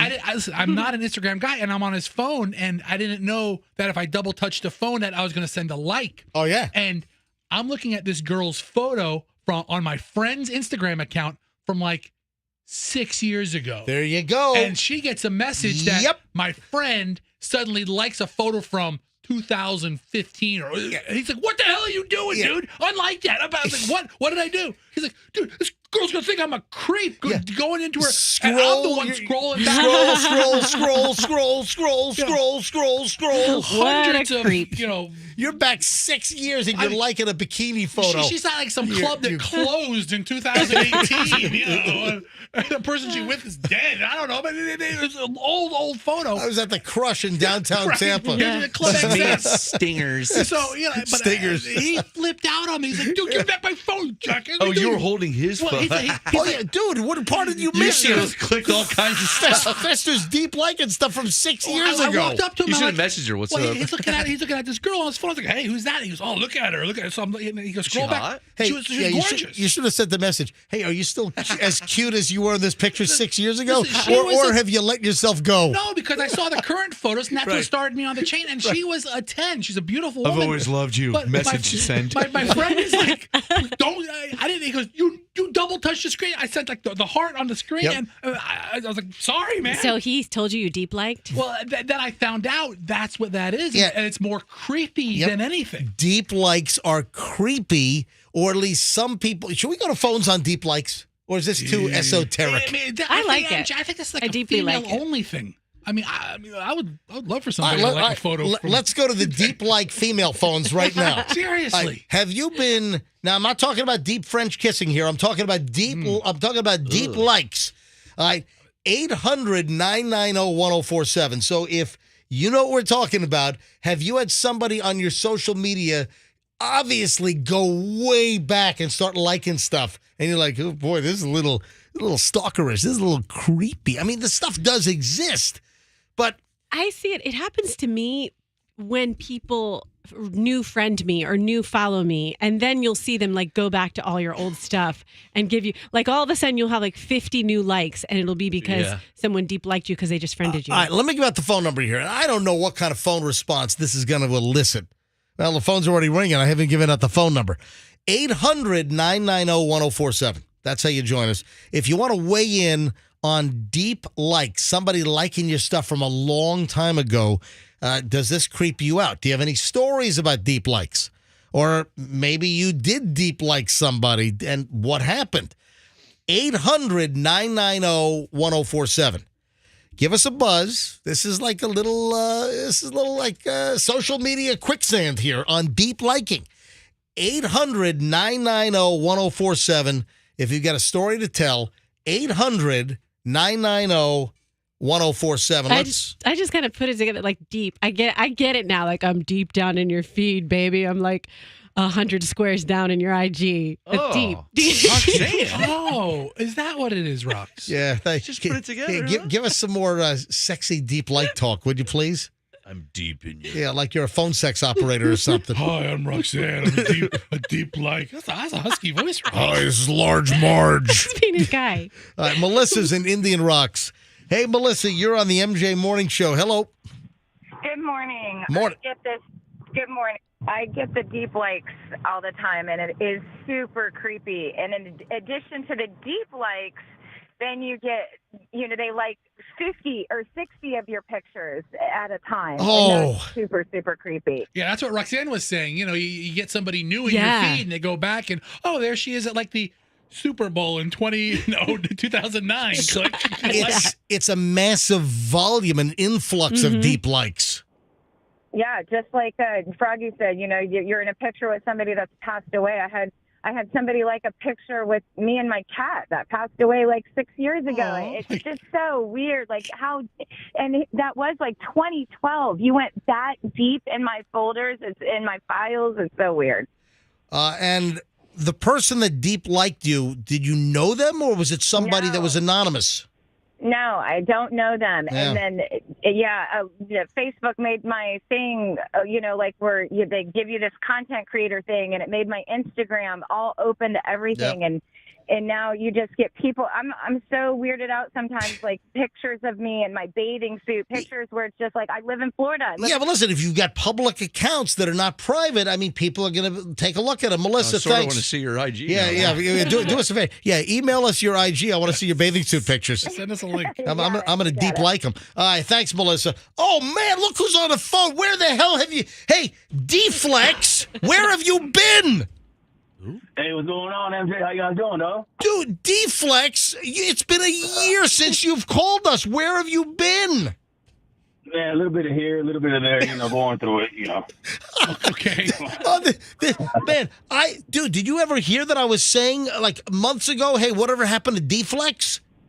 Hey, I got a buddy of mine at the gym. He told me, they were asking for you. I was like, oh, shoot, man. I wanted to call back, but again, I had some things going on. How you guys doing? We're doing Good. great. I love when I ask D-Flex, what do you do? It's a little bit of this, a little bit of that. You know. So, hey, D-Flex, I'll tell you what, listen.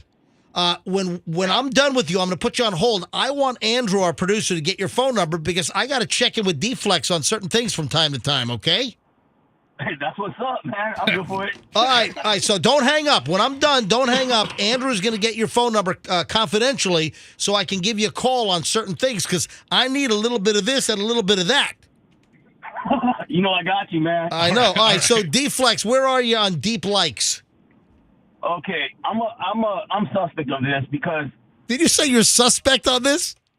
yeah. So- It's just because I'm looking at a profile and you're looking at it, and then you kind of got to get into it and see if you like the person you're going to follow. You know what I mean? You're going in there and you're like, hey, this person's cool, and you're going down the line, and as you're going down the line, you finally, say, hey, I decided I like this person. I'm gonna keep following them, and accidentally or purposely hit the little double tap back, and give a little heart. Yeah, and that's what got me with my friend's Instagram. You're right, D-Flex. So did they ever get back to you? Did they ever say, you're creeping on me? Did it ever backfire on you? I think I got blocked, probably.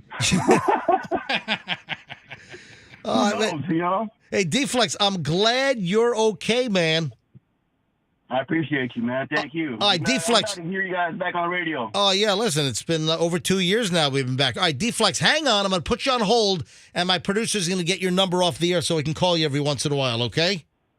Hey, awesome, man. Thanks for calling, man. Thank you. Yeah, all right, hold on. Awesome. You called us. All right, pick up D-Flex on 5. Man, that I don't guy- remember that. Well, Who is that? I had a buddy of mine, Mark, who's a surgeon. Mark, like a year and a half ago, heard a phone call with D-Flex, and it was just hysterical. And Mark texted me and said, I'm on the way to TGH. I got, surgery coming up. And I just was introduced to D-Flex. And he said, that's the funniest thing I've ever heard. So I'm like, I was waiting for D-Flex to call back. D-Flex hasn't called back. I'm like, what happened to this guy? I'm like, yeah, and somehow it came up. What do you do for a living? He's like, a little bit of this, a little bit of that. I didn't know whether D-Flex was still alive. I'm glad he is. Why wasn't his last call as entertaining as that first one? Guys, I think we're getting at least one person. Oh, no, now make that 2. What's that? Who are deep liking our stuff right now. That's fine. We're man. a radio. I Love want it. you to go back in our files and like stuff. Victor's in Newport Richie. Hey, Victor, you're on the MJ Morning Show. Good morning. How we doing? Doing well. Yeah, I had a work colleague that had sent me a friend request on Facebook, and I accepted it, thinking nothing of it, right? About, 2 weeks later, she sends, I saw this picture on her page that was one of my pictures. It was a picture of my back tattoo I have a back tattoo of a dog, and she just saved the picture on her profile. I felt totally freaked out. I was like, whoa, why the hell would you do that? And what was the answer? I never asked her. I felt weird about it, and I said, I think I'm not going to make the situation any worse than what it is. And I just kind of left it alone, but I just kind of felt really weird about it. What is your back tattoo of, sir? Dog. What kind of dog? Yeah, my back tattoo is of a Doberman Pinscher, tearing out of me. Oh, wow. Sounds painful. That's Yeah, awful, and sir. it takes up my full back. So, Wow. she's That's a dog lover, And I figured that's why she liked it, because she's a dog lover. No. Is it a male Dobie or is it a bitch? Oh, no, it's a male Dobie. Yeah. Okay, all right. Ears cropped, tail docked? All of it, yeah. I just checking. Sir, Yeah, that sounds I like- grew up with Dobies. They were great, Yes. great dogs. MJ, would you get a Yeah. tattoo of a Doberman scratching through Lining your up. back? I've got tattoos of Jack Russell Terriers now on the back of my back. Sounds like the most horrific Hey, tattoo ever, Victor. Victor, thanks. All right. Oh, one more call here. Look at this. Sardo's coming by. Hey, Sardo. Hey, good morning. How are you? Hey, Froggy, it's your favorite chooch guy Hey, here. what's up, you chooch? I hear all these people telling me you're using my lines over there. What's the story? Hey, listen, it's a good word. It's a chooch, huh? You never heard Chooch? It's Santos Sardo from Sardo's Pizza on Ulmerton and Largo. You know, remember I commented a couple of weeks back about this great New York slice that I had, and I guess Sardo, you're sending more food over this morning, huh? Listen, I have to say it again. I said it when I was there, and I'll say it again. I was wrong. Radio does exist. You're a very popular man, you and your whole crew. They're coming in here and they're driving from Land O'Lakes. They're driving from Tampa. I mean, I felt an obligation to make you some fresh cannolis this morning, some homemade bread, Italian cold cut sandwiches, and, of course, I've seen you eat a pizza, so I know I got to give you a pizza. You know, Sardo, radio was invented by an Italian. Yeah, Marconi. Marconi. Okay. All right, you get in here, you chooch. Hey, I'm trying to be like Fonzarelli. I'm admitting Listen, the bottom line here is what Sardo is saying that, listen, I just organically mentioned that I had a great slice of pizza. Listen, the audience that has listened to me for years knows that I'm a pizza nut.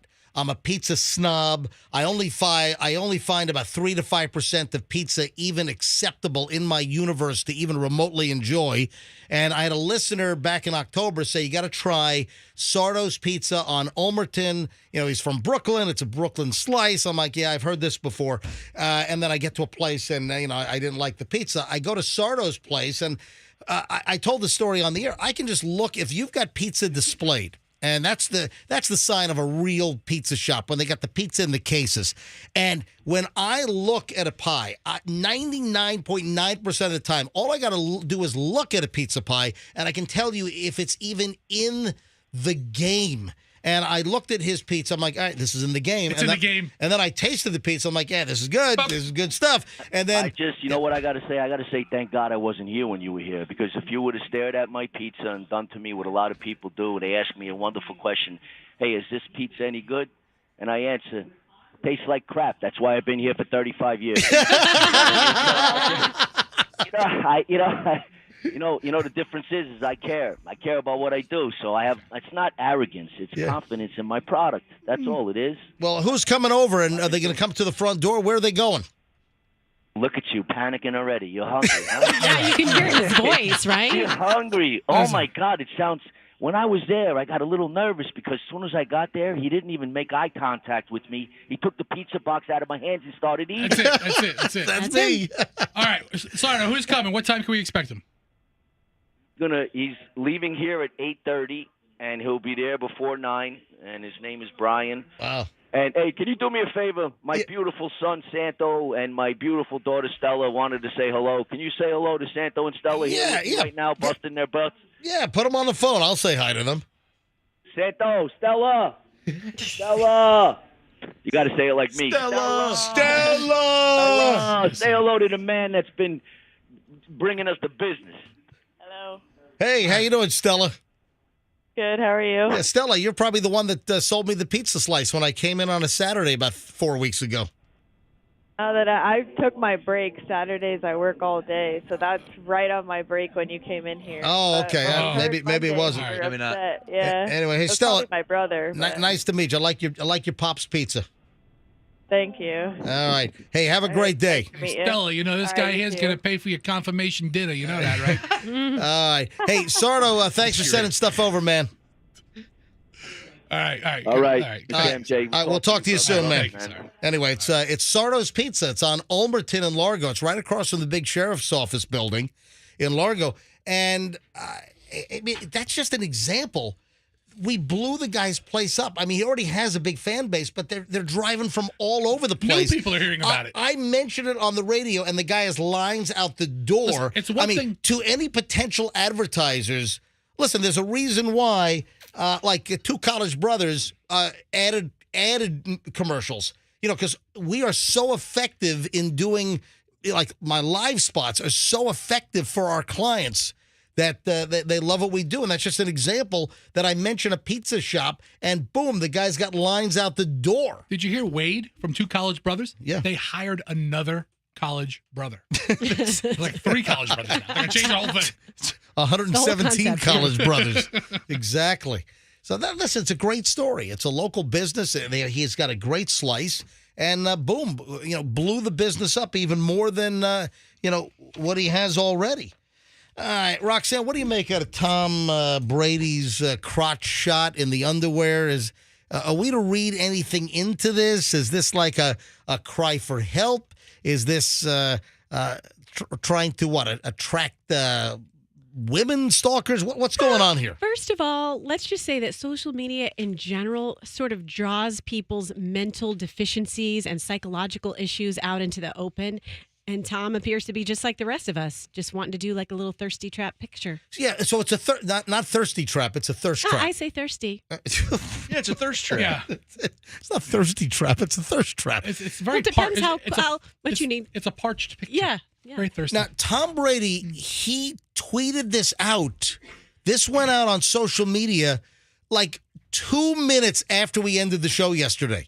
If you look at the timestamp, it was like 9:46 a.m. is when he tweeted this thing out. We went off the air at like 9:44. We shut things down, said, all right, see you tomorrow, blah, blah, blah. And then 2 minutes later, Tom Brady puts out this picture, and he's in underwear. Now, God, what a creep. Now, what's the story? Is he like? I think is he promoting a friend's? What is it? Is that his brand? I think it's his brand, right? I'm sure he's getting paid somehow with this post, right? Yeah. Former Tampa Bay Buccaneer quarterback posted an Instagram. Oh, is it Instagram? I saw it on Twitter as well.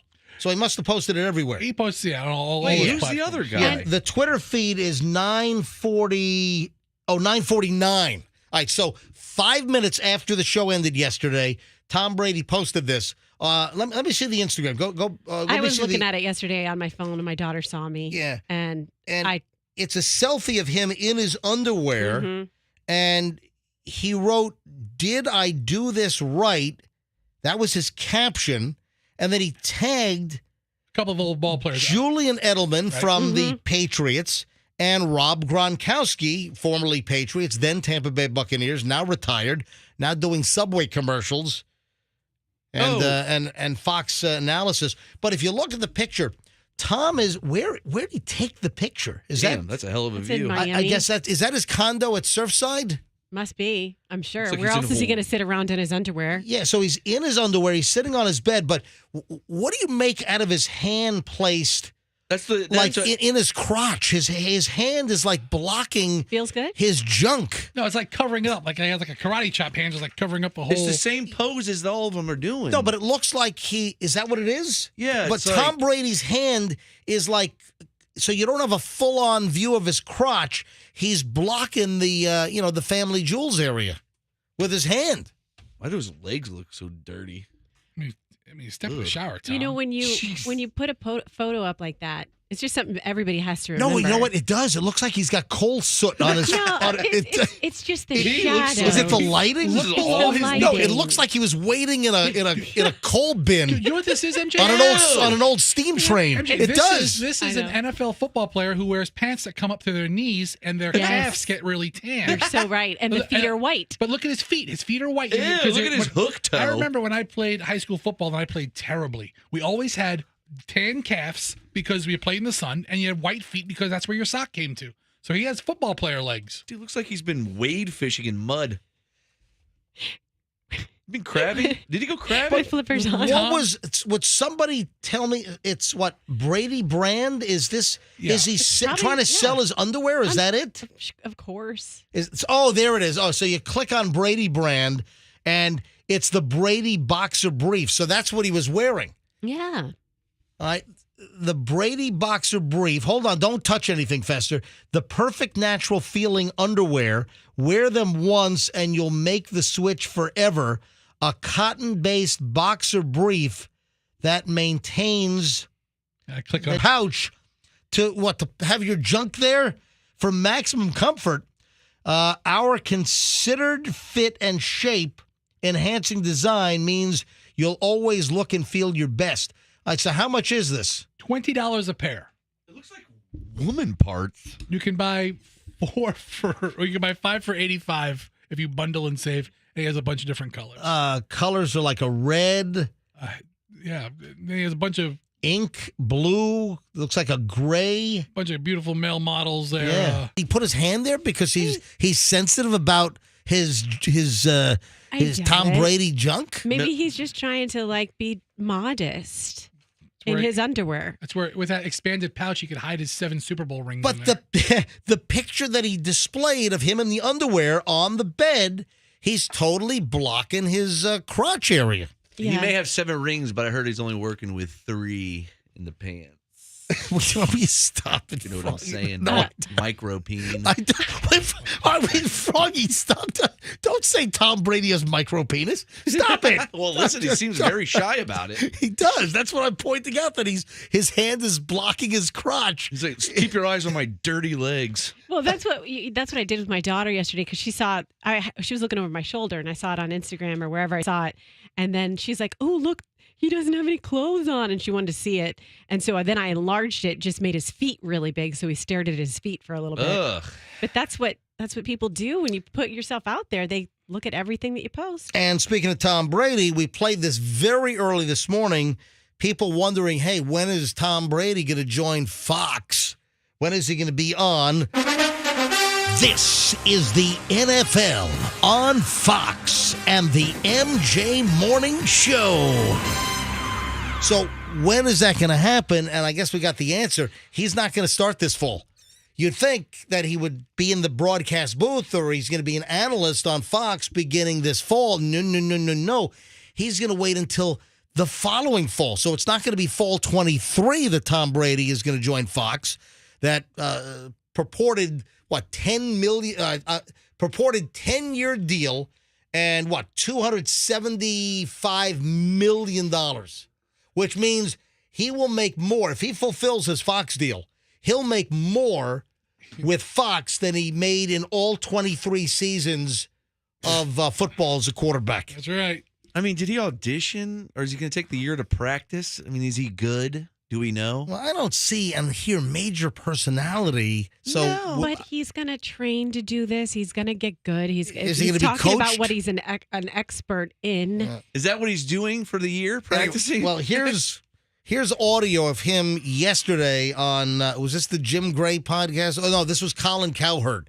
This better be good. Yeah, Colin Cowherd. This is where Brady says, he's essentially going to take a year off before he goes to Fox. For me, I want to be great at what I do. And even, talking even last week with the people at Fox Sports, and the leadership there allowing me to start, my Fox opportunity in the fall of 2024 is something that's great for me. So take some time to really learn, become great. Oh, is he saying that he's going to take some time to get a personality to be able to do broadcasting? Right, listen, is he going to get coached? Are they going to hire a whole bunch of talent coaches for him? He doesn't need a ton of personality. He's very conversational in all the interviews he does. And he has more knowledge than almost anybody. He'll be fine. He just has to be a little bit more of a broadcaster. Yeah, just a little bit more charismatic, Let me hear what he said. Listen. For me, I want to be great at what I do. And even, talking even last week with the people at Fox Sports, and the leadership there allowing me to start, my Fox opportunity in the fall of 2024 is something that's great for me. So take some time to really learn, become great at what I want to do, become great at,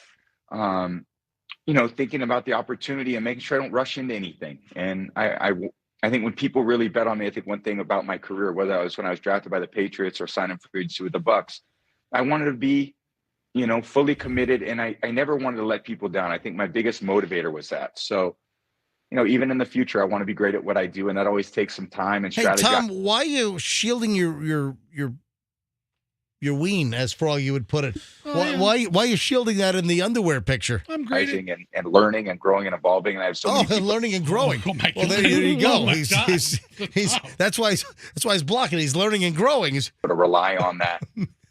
Can support me in that growth too. So babbling Tom. It's going to be a great opportunity for me to take some time to really certainly become at my Fox broadcasting job, which I'm really looking forward to, but also catching up on other parts of my life that need some time and energy. Since we're speaking about football, did you want to add something? Yeah, I was just going to say, I mean, look at how hard he worked at football. Don't you think he's going to work equally hard at this next chapter in his life? Do we need the word hard twice? I think it's a little different. Are you trying to add innuendo here? I mean, here we are, underwear picture. Look at Roxanne with the filthy, dirty mind over here, Kids listen to this show, Yeah, Roxanne. this is a family program. Describing his work ethic. Speaking of football and speaking of the NFL on Fox, did you see Terry Bradshaw? He was interviewed by Chris Wallace on that, was it Look Who's Talking or whatever it is? Chris Wallace actually interviews some pretty good people. And Terry Bradshaw this past weekend was one of the interviewees. And I thought that this was really telling that Terry Bradshaw, he's kind of been pegged as like the doofus, like the goofball. A little bit of a goofball. Yeah. And he puts himself in that light sometimes very willingly. Yeah, He has like mental issues, though, doesn't he? I think he's getting No, a little. I don't think he has mental issues. I think he's starting to get a little old for what he's doing. But Terry Bradshaw has always been a funny guy. I've always liked him. And he's always been kind of like a Louisiana hillbilly kind of goofball. But listen to one of the questions, and I thought this was very revealing. I thought that this was a real opening up of his soul when Chris Wallace asked him. You had to deal, Terry, with another issue when you were playing, and this was the rap that you were, forgive me, dumb. And Hollywood Henderson famously said, he couldn't spell cat if he was spotted a C and an A. Did that talk get to you? Did it get under your skin? So that's the question. Okay. And then I've taken that image and had some fun with it. I'm kind of, as you will know, Chris, I like to have fun in interviews. I like to entertain people. If it's at my expense, I'm fine with it. But there are times, even at Fox, when it's Terry's always, the goofball, and there are times where I don't say anything, but I do say to myself, enough, enough. Well, I can relate, Terry. And, he gets into the fact that, the being called dumb or thinking that he's dumb, it does get to him. Yes. Oh, absolutely. Yeah, absolutely. The dumb image, I have yet to figure out. A lot of interceptions my rookie year, but my rookie interception record initially was broken by Peyton Manning, considered one of the smartest quarterbacks. I threw 25, he threw 28. No, but, he says, does the dumb image get to you? And he says, it does. Yes. Oh, absolutely. Yeah, absolutely. Maybe you should listen to Terry's words sometimes. You think of Terry, he's one of the greatest quarterbacks ever. He's 4 Super Bowl victories. Right, but, that, I think, is really, personal.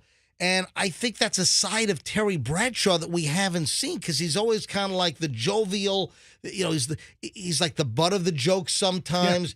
Yeah. And Chris Wallace asks him, does the whole dumb thing, does it actually get to you? And he answered, yes. Oh, absolutely. Yeah, absolutely. I do get upset by the dumb image. I don't like it being brought up. And I think probably some of my anger and frustration with it is I didn't get enough support. I didn't feel like, personally, I didn't get enough support from Pittsburgh.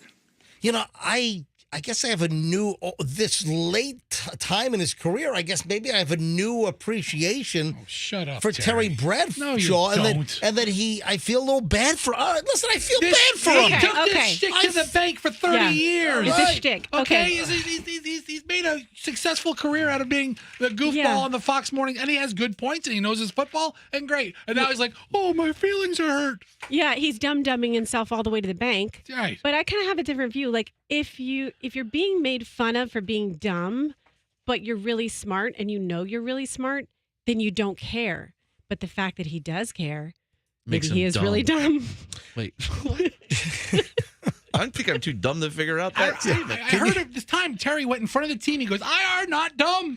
Can you send that to me in writing, please, It Roxanne? makes perfect sense if you listen to all the words. There's an And- awesome clip on YouTube of they're outside the stadium of an old Pittsburgh Steelers game in the 70s, and they're just talking to the security guard. The security guard goes, "Here comes Terry Bradshaw right now," and he pulls up in the biggest piece of junk truck I've ever seen for an NFL quarterback. It was like an old bus condom is. Well, I'm very visual, so I just immediately pictured a condom shaped like a bathtub. Why would you need a tub condom? Okay, so you're going to put it over the tub. Oh, like for hotels and stuff? Yeah. Maybe. There you go. Airbnbs? Is that your final answer? I never thought That's of a a good one. That is correct. That's right. I never thought of the word tub condom until you just said it, but that At makes first, sense. I was picturing condoms shaped like tubs, but then when you No. slide it over the tub, you realize you could sit in there and not get the germs from the person who was using it before you. Or pregnant. The tubs can be filthy inside hotels, motels, and apparently this is a thing. Some people are hotel or a 5-star hotel, and you've got like a really nice jacuzzi bath and a big tub. I still think it makes sense, and there's a lot of chatter about this, that there are people that are absolute germaphobes that will scrub the bathtub in the hotel room before they actually get in it. I have never taken a bath in a hotel. I have always taken a shower. But even then, if you stand up in many cases, hotels have the bathtub with the shower. Some are just showers without the bathtub. But the bathtub condom... I have to tell you something before you tell us. Yeah. I'm a little kooky, but I don't do it for myself, but with my girls. And it's not like we're staying at, 1-star motels, but I always just put a towel down in the tub while they stand and shower. And I let them stand on the towel in the tub. You don't want the athlete's foot. You're along the same lines as the bathtub condom, but some people are talking about they travel with bleach. they bleach the tub before they get into it. Others talk about a bathtub liner or a tub condom, and they'll actually have like a plastic bag type material that they'll put down over the tub surface, and that's a tub condom. Wow. And according to Philip Tierno, who's a microbiologist, even if the tub looks clean in your hotel or motel, it's not. He says there's most likely a hidden layer of germs called biofilm on the surface. It's good for you. That dead skin particles from the billion people that have been there before you. Biofilm is a nearly undetectable layer of bacteria that sticks to tubs and other surfaces. Oh. Yeah, but the tub condom, these are people that will travel with plastic sheeting. They'll put the plastic sheet. It's like a painter's drop cloth, but not cloth, but like a plastic, like visqueen or something. Yeah. Right. So there are some people that travel with the plastic visqueen, and they make a bathtub condom so they can take the bath and lay in with the protective surface, or even stand there if you're using the shower. Yeah, but how do you empty it? You just cut it at the end. Oh, I guess you just have to cut poke it. a hole, or you pull it out. You This is can just Or pull it it comes out. with a hole, like it could come with one hole over the drain. No, this is not like a prefab deal. No, People are you bringing plastic sheets. They're making their Shower own curtains. They're making their own. It's like you make your own pool. Yeah. And then you cut it at the end and drain it. Right. And hey, you just said shower curtains. How filthy are those shower curtains? I mean, those got to be nasty. I give them a good lick every time I Oh walk in. my just to God! see. No, you don't lick the shower curtains. That is absolutely disgusting. There's only a matter of time before somebody kills themselves in one of these tub condom incidents. What, suffocating? Yes. Yes. I Suffocating. can imagine what could go wrong. Like you get somehow you get stuck underneath of it. You're trying to get up. It's and like you you fall. it's like you've fallen through the ice, like up in Minnesota or something. It's just on top of you. You can't get out. I don't see that going well. Oh yeah, it's another tub condom death. Tub condom Yeah, Lou. incident.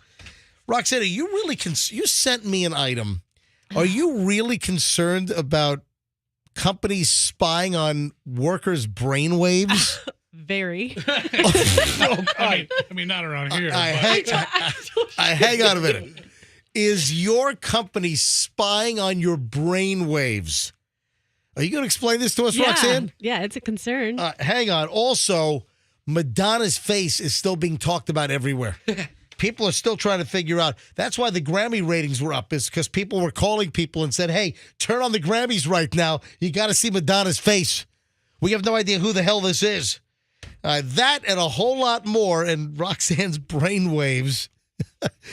Next on the MJ Morning Show here on Q105. Stand by.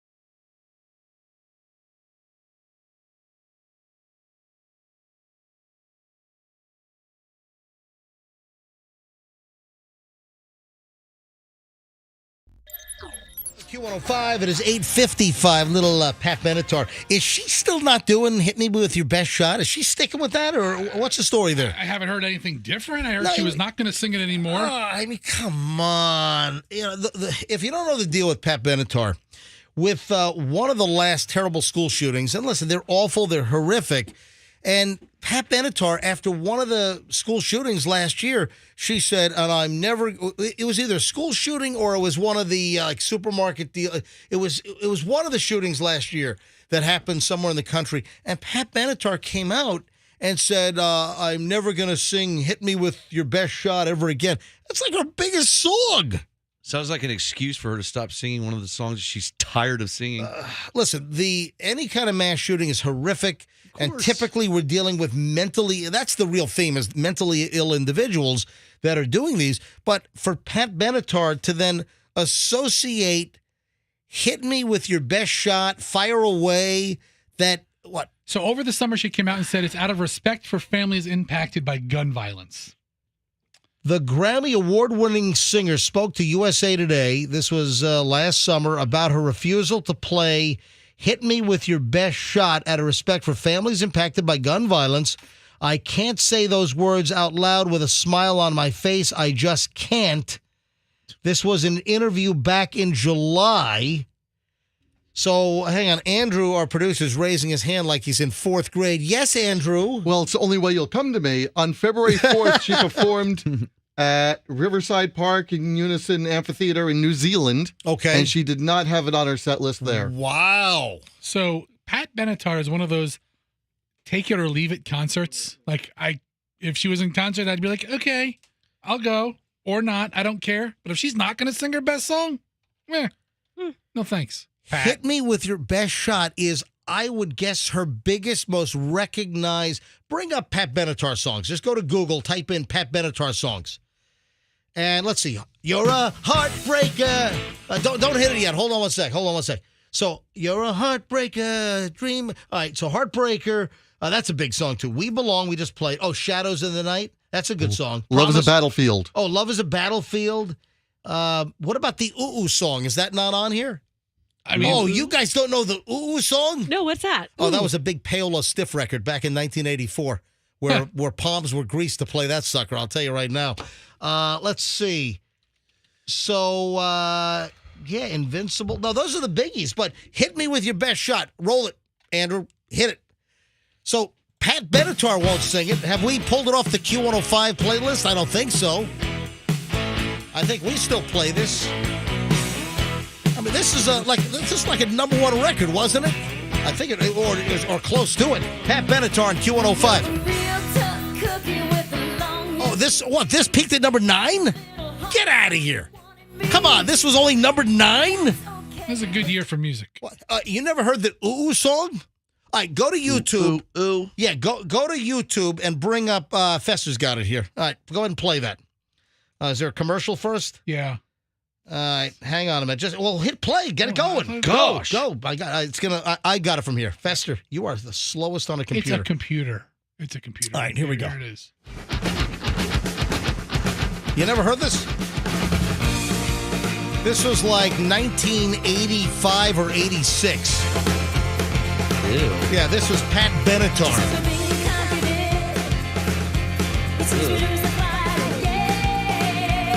Yeah.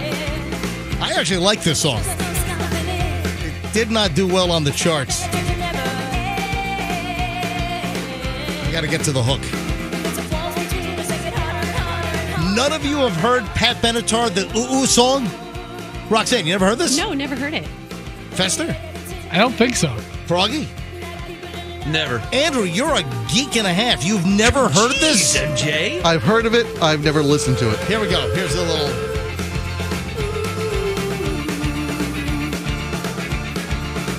Ew, it sucks. I love it.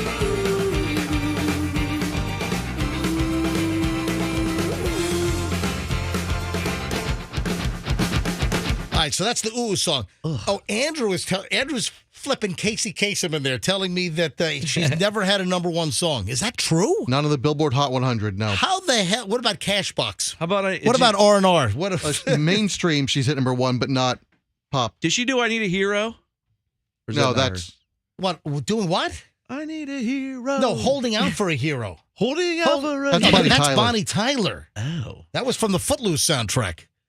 Holding out for a hero. No, I Need a Hero is Pat Benatar. Right? What are you talking? So Maybe I don't know not. what you're talking about. I need a hero.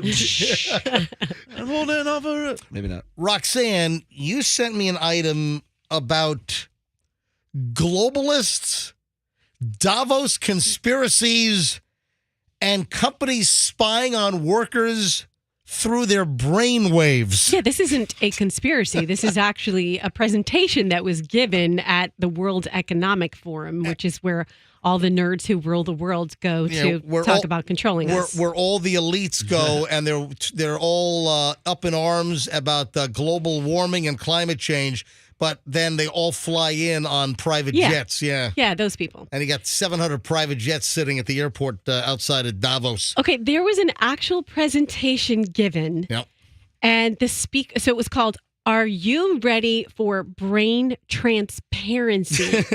So the speaker explained how brainwave data is collected by your employer. How do by they do that? Earpods. Hold on. They What? put little earpods What? in you. You're required to wear them. This is the way the technology works, okay? Yeah. And then they're able to take this data. You can tell, this is a quote, you can not only tell whether a person is paying attention or their mind is wandering, but you can discriminate between the kinds of things they're paying attention to, like doing central tasks or doing unrelated tasks like surfing or social media or online web browsing. What about having sex with Cindy in the cubicle next door? Okay. Wait, let me get there. Let me get there. Freak. Let's not jump ahead, MJ, like you always tell me.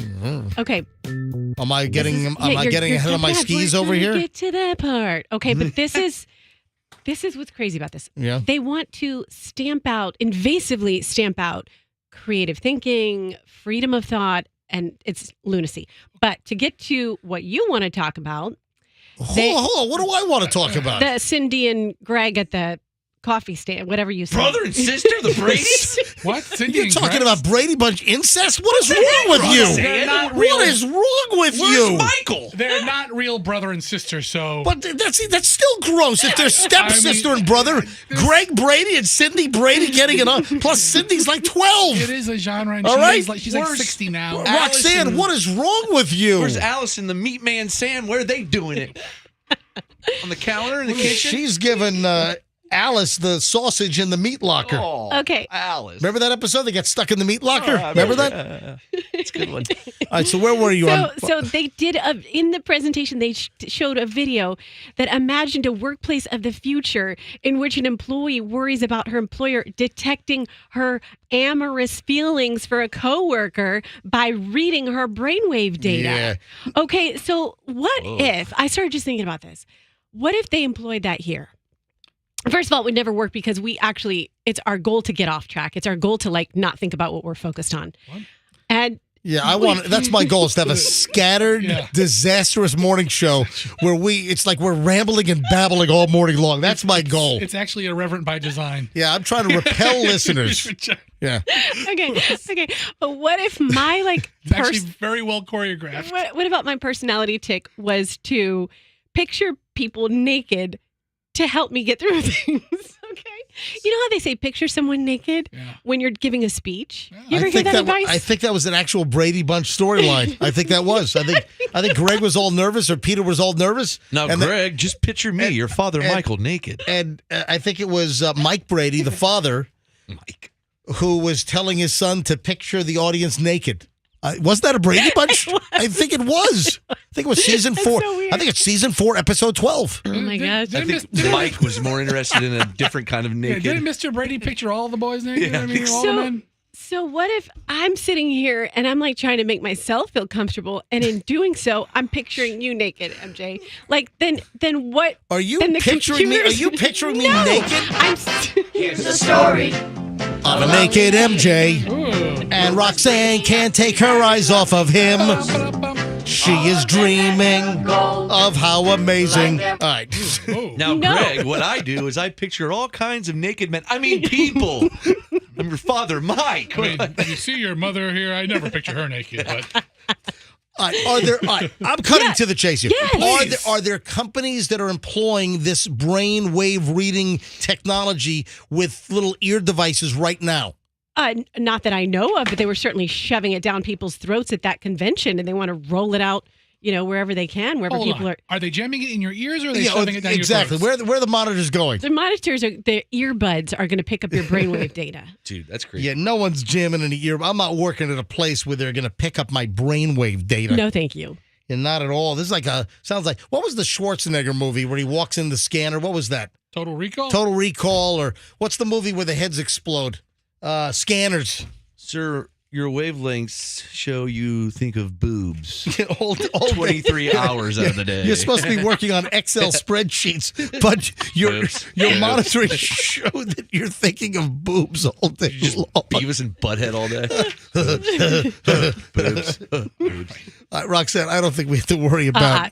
Yeah, that sounds a little outlandish. Yeah, I don't think we need to worry about. I got to call Shorty Shane because I mentioned this earlier. Man, this has turned freaky. Now, Fester, you took the doll into the office? Yeah, yesterday was the biannual, not biannual, every other year cleaning of the morning show office. Okay. And biannual would be twice a year. Yeah. So in the 2 years we've been here, we've never cleaned the office. I cleaned it up yesterday, and I put the doll in there. Nice. Displayed her? Yeah, she's featured prominently. Folks, if you don't know the deal, Rachel, the Flying Tomato, from our digital department left.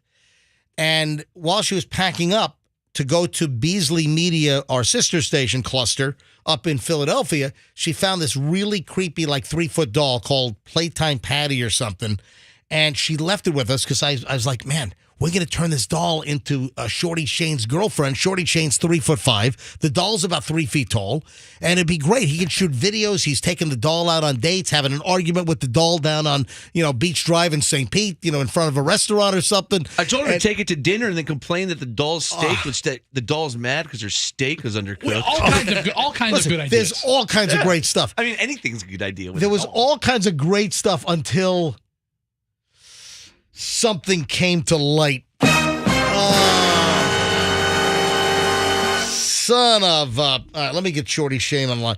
He apparently I didn't even think of this. This is how twisted the world is. The world is so twisted. Shorty Shane's getting all these social media messages about. Was he have a phobia? Hang on a minute. Calling him up. 727 637. All right, calling him up. When he came in here last week, I noticed that he wouldn't even get near it.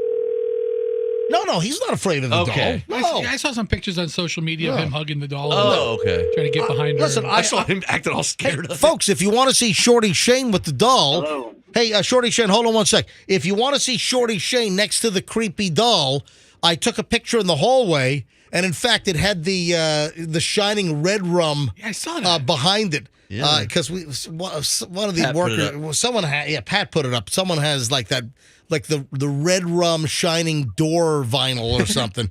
So if you want to see Shorty Shane with the doll, I did post it on my Instagram. If you go to Certified MJ Radio, and just look 5 or 6 things down, and you'll see Shorty Shane next to the doll. And the doll's bald, Jerry. Bald, because all the hair fell out, because it's toxic and it disintegrated in our hands. So we're talking about this great concept. Shorty Shane's with the doll. He goes out, we shoot videos with it, and Shorty Shane, out of nowhere, you start getting concern from people, and you're getting hit up on social media. I mean, I didn't even think of this. Is this really something we need to worry about? Shorty Shane, people were trying to warn you, don't do anything with the doll because of what reason? Just because of the sole reason that it portrays a child, a child. So, so people were saying, oh no, Shorty Shane, you don't want to be out there with the doll because the doll's like a little girl. And I didn't even think But of it's like a the doll. It is, but people are trying to introduce the whole pedo aspect, and I'm like, oh my Yeah. god, I didn't even think of this. So we need an adult we doll. need a life-size dwarf doll. we need a 40-year-old dwarf girl doll. My perspective is, we found it funny, and it is funny, and, well, that's us. But, like, strangers and people that follow me that live, like, vicariously through what I do or what you do, etc., they find it creepy because it's a kid. They find the idea funny. They find it funny if we were to do it with, like, an adult-looking doll and make her short, or we have a huge blow-up doll and do the same concepts. All right, Drew a mustache on her. All right, hold on. Let me look up 4-foot blow-up dolls. No, we don't want to blow. You don't want a blow-up doll. It needs to be a living we need doll. we need a like a tall one. Say it again. We can make her short, like something that looks mature, and then we can make her short. Yeah. So it's Fester. See if they sell a 3-foot adult-looking doll. Just cut her off at the knees. Not like a doll that looks like she's a 9. Okay, I mean, would this really be an issue? Well, yeah, people are hitting them up that hey, Shorty Shane, don't do the deal with the doll. You're gonna look like a pedophile. I mean, we didn't even think. That's how sick the world is. We didn't even think of this. Well, sometimes we need more voices in the conversation to bring up points we didn't think of. That's okay. Well, I just started Googling like sex robots, and there's a very big thing. Like they're really, they mandate that they have to look a certain age because you don't want to encourage. Fester, go back to where you were. Oh my God. All right. Fester is on Amazon right now. Look at the mannequin doll on the far right. That's the mannequin that Jeffrey Dahmer stole from the clothing store that he was sleeping with in the Netflix series Dahmer. Oh my God, it is. It is. It's a silver mannequin doll. It's beautiful. It looks like the Jeffrey Dahmer thing. Took him forever to pack that thing up. Oh my God. But listen, the doll's not out of the picture. I think the doll can still be used, but we can use it as, the bride of Chucky. Yeah. Yes. Or maybe you could say it's your We kid. make her look like the bride of Chucky, and I go out as Chucky and just stand like in still corners around people. Okay. With her next to me, that would freak people out. What would Chucky's sister be named? Like Charlotte or something? Bride of Chucky? Well, it can't be a bride. It's a 6-year-old. I think we're getting too deep in the weeds. We're already in the weeds. Like Charlene. Charlene. Yeah, Chucky and Charlene. Or wait a minute. Oh, I've got it. Oh, we take off the real doll hands and we put on little bitty doll hands and we add a really big forehead. Oh God.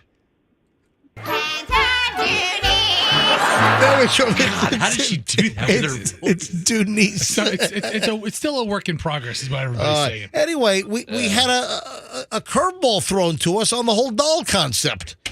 All right, Shorty, man. Good to talk to you. Anything? Oh, hey, and are you available for that Leprechaun gig on St. Patty's Day? Yeah, I actually have that already and penciled in. So. All right, yeah. Mark Zallis, the salesperson to the stars, is going to get a hold of you very shortly. All right, cool. That works. Thank you, man. All right. Thank you, man. All right, I'll see you. All right, bye. Why doesn't Shorty Shane just act like it's his daughter? And then, like... Because that's not the point. I think it's stupid, all of it. Forget it. Listen, everything is something. Everything's a problem out there. It's just ridiculous. It's unbelievable. Throw the thing in the trash. A couple of things here. We got a couple of like skull and jaw stories. You ready for? Someone shows up at the Detroit Metropolitan Airport with a dolphin skull in their carry-on luggage. It was seen by the TSA agents. Can you not travel with a dolphin skull? With a bottlenose and everything? Oh, my God. What? Customs official found this fishy item inside an unclaimed suitcase at the Detroit Metropolitan Airport. A skull of a young dolphin. Is that contraband? Can you not bring skulls? I think it's a very good question. U.S. Customs and actually, it's not TSA. It was U.S. Customs and Border Protection uncovered the skull while doing routine X-ray baggage screening. Is his nose part of it? Yeah. So, because what happens, you got the TSA that screens, but then also if you got an international flight, then the U.S. Customs, they will also scan. Is it prohibited? So while you can travel domestically with dolphin skulls, I bet you can't bring dolphin skulls into the country. Listen to this. Following an examination by Customs and Border Protection and U.S. Fish and Wildlife Service officials, the mysterious object was determined to be the skull of a dolphin. Hey, Sardo's leaving already? It just came. It's just a hot drop. Just a hot drop. Sardo's, thank you. Thank you, guys. Well, we said thank you. All right. All right. Thanks, buddy. All right, Thank buddy. you. Thanks. Thank you. Okay. Hey, hold on a sec. Grab a mic. Here we go. Now, are you Sardo's son? Are you Santo's son? No, I'm a delivery driver. Oh, well, what's your name? Brian. Hey, Brian. Yeah, he says that we're blowing the place up, huh? Yeah. Yeah. So, hey, listen, thanks for dropping off the Sardo's pizza. MJ. Yeah. What? Yeah, tip him. Oh, I got a tip. I give don't him a have tip. I don't need cash. I got a couple of doggy duty bags in my pocket. Yeah, I don't have any. I don't carry cash. I got nothing. Here, MJ, you owe me $20. You owe me $20. What? I said, it's my birthday. I just wanted to meet you. Oh, okay. Well, hey. I'm happy to do one of these for you if you want a birthday. Yeah. Oh, God. So hold on. Give him the microphone for a second. All right. It's your birthday today? Yes, sir. All right. Talk into the microphone. right into it. What's your name? Brian Shirtliff. Brian, nice to meet you. How old are you today? 44. Happy birthday to you, man. Happy Are you birthday. friends with someone? Are you Thank friends you. with someone named Bree? What? She's my wife. She's right outside. Well, this is for Bree.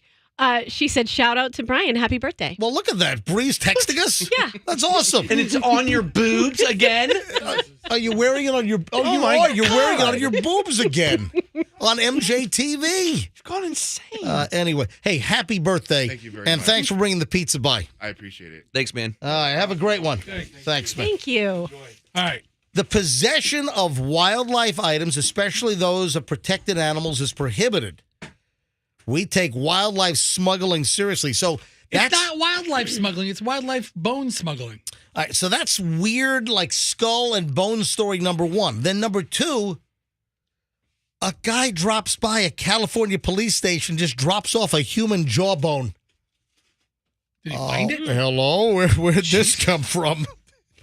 Are you sure it was human? Did it come out of an apartment in Milwaukee from a blue barrel in the bedroom? I mean, the guy, did he find it? Did he stumble upon it? Did he just... An unidentified man in California walked into a police station, dropped off a human jawbone along with suspected animal remains. The stranger approached the public counter at the San Bernardino Police Department carrying what appeared to be deceased animal remains and the lower jaw that resembled a human, according to the press release from the police department. Then the guy just walked out before the police could ask him any questions. Interesting. That's a little strange, huh? Yeah. I'm looking at pictures of dolphin skulls. I kind of want one. Pretty cool looking. Yeah, they really are. They are. Long They're like nose is elongated. cool. Yeah, Yeah. they are pretty cool. I prefer live dolphins. Yeah. Yeah, they're kind of annoying. I prefer my dolphins and my tuna. The Clearwater, what? Never has a bad dolphin tuna Was joke. that a really a very Oh, come on. a dolphin safe tuna joke? Is that it? Yeah. I'll eat a dolphin. I don't care. Look at this. The Clearwater home, which was once owned by Kirstie Alley as well as Lisa Marie Presley. Yes. On the market. That's cool. I've been there. Let me tell you, it's a nice place.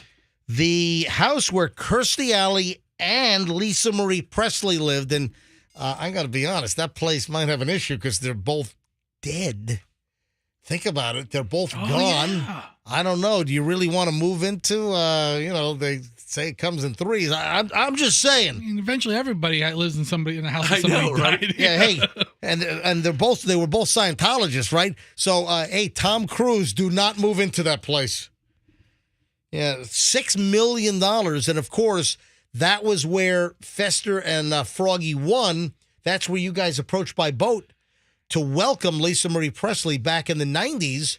We dropped off a fruit basket, some flowers, Right. And we were not well received. We were welcomed by like Scientology security guards and the Clearwater police when you guys tried to approach by water just to drop off some nice gifts to welcome Lisa Marie Presley to the neighborhood. So it's being sold by Kirstie Alley's estate. Yeah.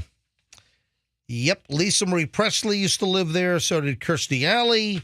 $5.9 million. It's located at 1100 North Osceola Avenue, Clearwater, built in 93.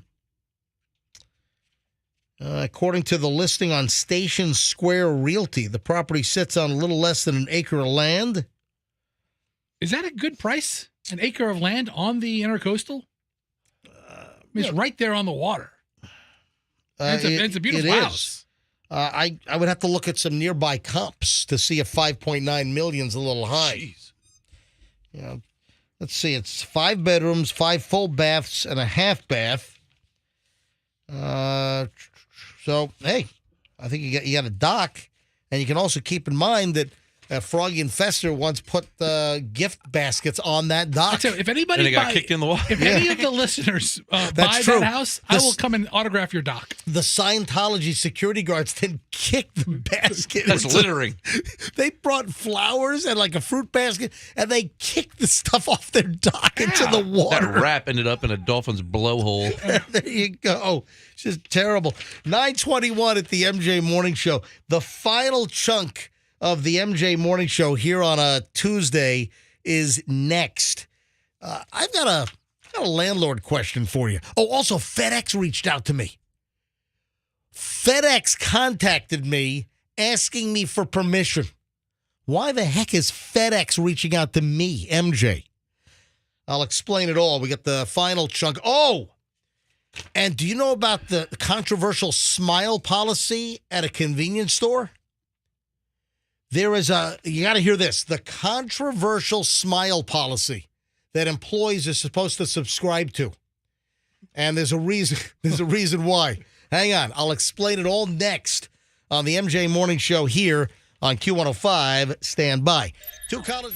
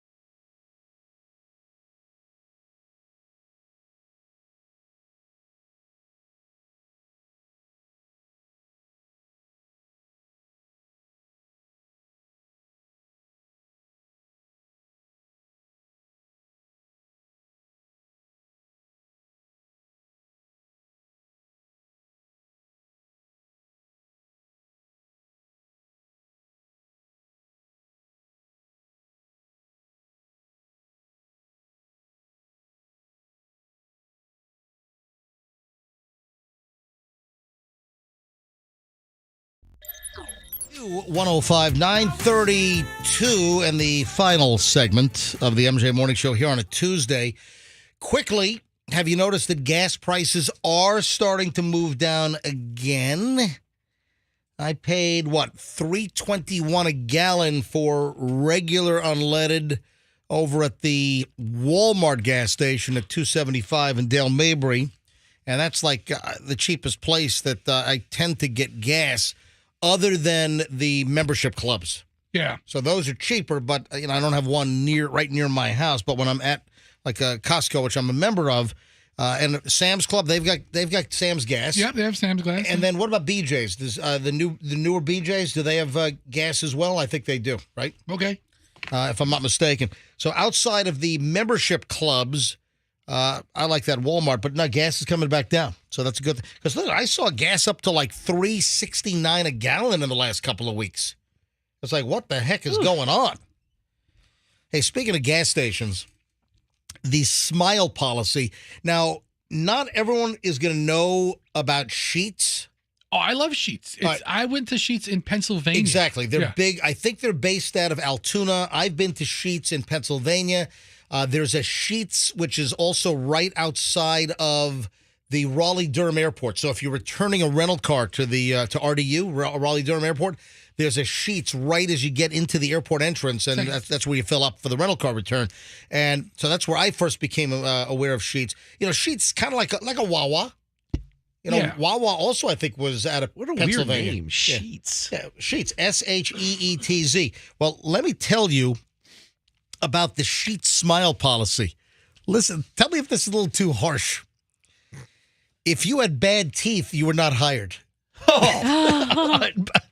Dang. So a lot of people, there are people who just judge people by their teeth. Why aren't you going to hire me again? All right, here's the deal.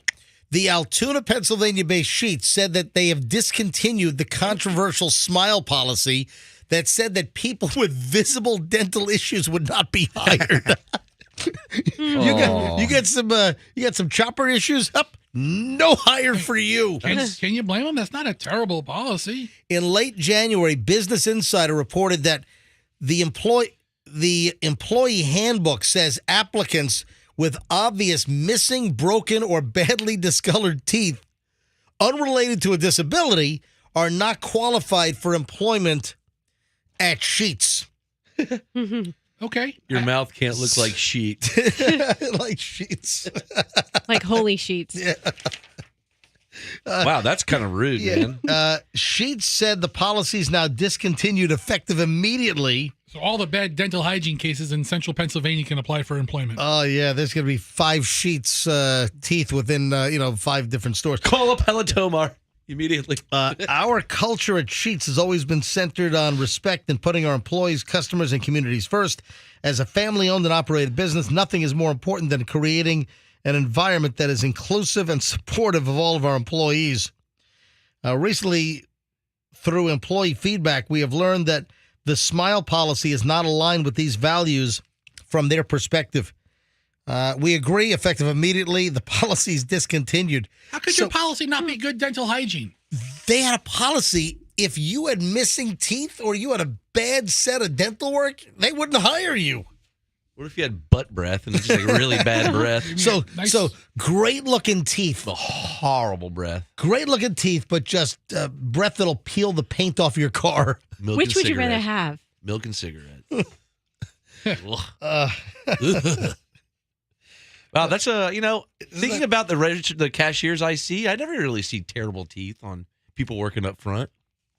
No. Put them in the back. I got to be honest, I don't know how often I'm staring at the teeth of like the Oh, clerk. I'm a teeth starer because I'm a mouth starer. I mean, lately they've been in masks, so I really haven't been paying much attention to. Hold on, Roxanne, you're a mouth starer? Yeah, it's a bad habit. I have to. I mean, now I stare. I've told you this.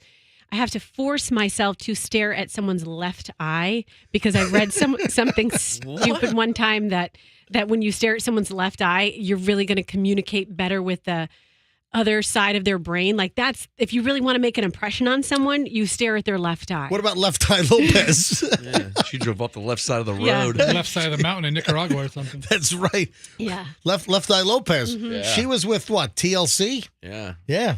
And she knows how to burn down a football player's Oh, house. that's right. Oh, that's right. She burned down that Atlanta Falcons guy's house, like a $5 million house. She was awesome. Left Eye Lopez, may she rest in peace. Yes, always. And Roxanne's not going to be able to stare at her left eye Nope. anymore. No. Hold on. Which eye was good? You steer at She had a good eye. She always had a condom over her left eye. Which I don't She know. wore a condom. Is that what it was? Yeah. I don't recall. That's a conversation piece. I was a big TLC fan. Hey, guys, have you ever heard of Yik Yak? Yeah, it's like a local social site. So you know about it? No, I never heard of it. I was made aware of Yik Yak for the first time last night. And it's a story out of Connecticut. A student was banned from the University of Hartford campus following concerning posts that he made to social media. The student, identified as Tenun Ekbat, 18 of Virginia, posted some general nastiness on Yik Yak. It's like Yik Yak is only like a 3 or 4 mile geographic area from where you're posting. Really? It's like a community social All right. network. Yeah. I just like the name Yik Yak. It's like something I'd make up. Hey, I just put a post up on Yik Yak. That's what it's come down to. It's just coming up with dumber and dumber names for things. Yeah. I mean, Kitty Yak. Tic Tac, Yik Yak, the whole Snapchat, all that stuff. Yeah, I mentioned earlier about Madonna's look, and man, I still have people sending me, messages about, they saw Madonna during the Grammys, and I saw the Grammys actually had an uptick in audience. Those award shows, the ratings have been dropping insanely over the years. The award show's viewership has gone into the basement, and then I saw that the viewership was actually up. Really? I wonder why. Yeah, it was maybe with the Taylor Swift concert stuff. No. I'm thinking that when Madonna went up there to deliver her little speech, that people are like, "Oh my God, look at Madonna!" And people called up and said, "Hey, you got to turn on the TV right now. Madonna looks like some kind of an alien. You got to see what she's done to her face." So then people went to the show and they maybe watched it a little longer. I think that's why the ratings are up. It's all due to Madonna's face. Maybe they thought it was an actual alien invasion happening live on TV. 12.4 million people actually tuned in, making it the most watched Grammy Awards since 2020. Who hosted it again? It was hosted by Trevor Noah. Was it Trevor Noah? Was it? I don't think that guy. Yeah. Host Trevor Noah. That guy doesn't entertain me. Well, he used to be the Daily Show host, but then he just quit. But he was never entertaining on that show. I don't understand the guy's appeal. Like the Daily Show, I've never been a Daily Show watcher, but he just upped and quit. And then why did he do that? All of a sudden, he started wearing hoodies. Now, on the show. We watch a lot of South Park on Comedy Central. All right, because that's just brilliant writing. That's all there is. And oh man, we saw the food tampering episode with the Yelp reviews. I haven't seen a South Park episode in years. And the song at the end, oh my God. I had not seen that episode. But with Comedy Central, when Trevor Noah left at the end of last year, I think they replaced him with rotating hosts. They have they did. Is it a different host every day, or is it a different host every week? Yeah. They're going to rotate I think weekly. Maybe it's weekly. But Grammy viewership was up, in case you give a flying crap. Nope. I have a landlord story in our final minutes of the show here on Q105, and then the FedEx issue. You ever hear of a landlord charging for a pet fish?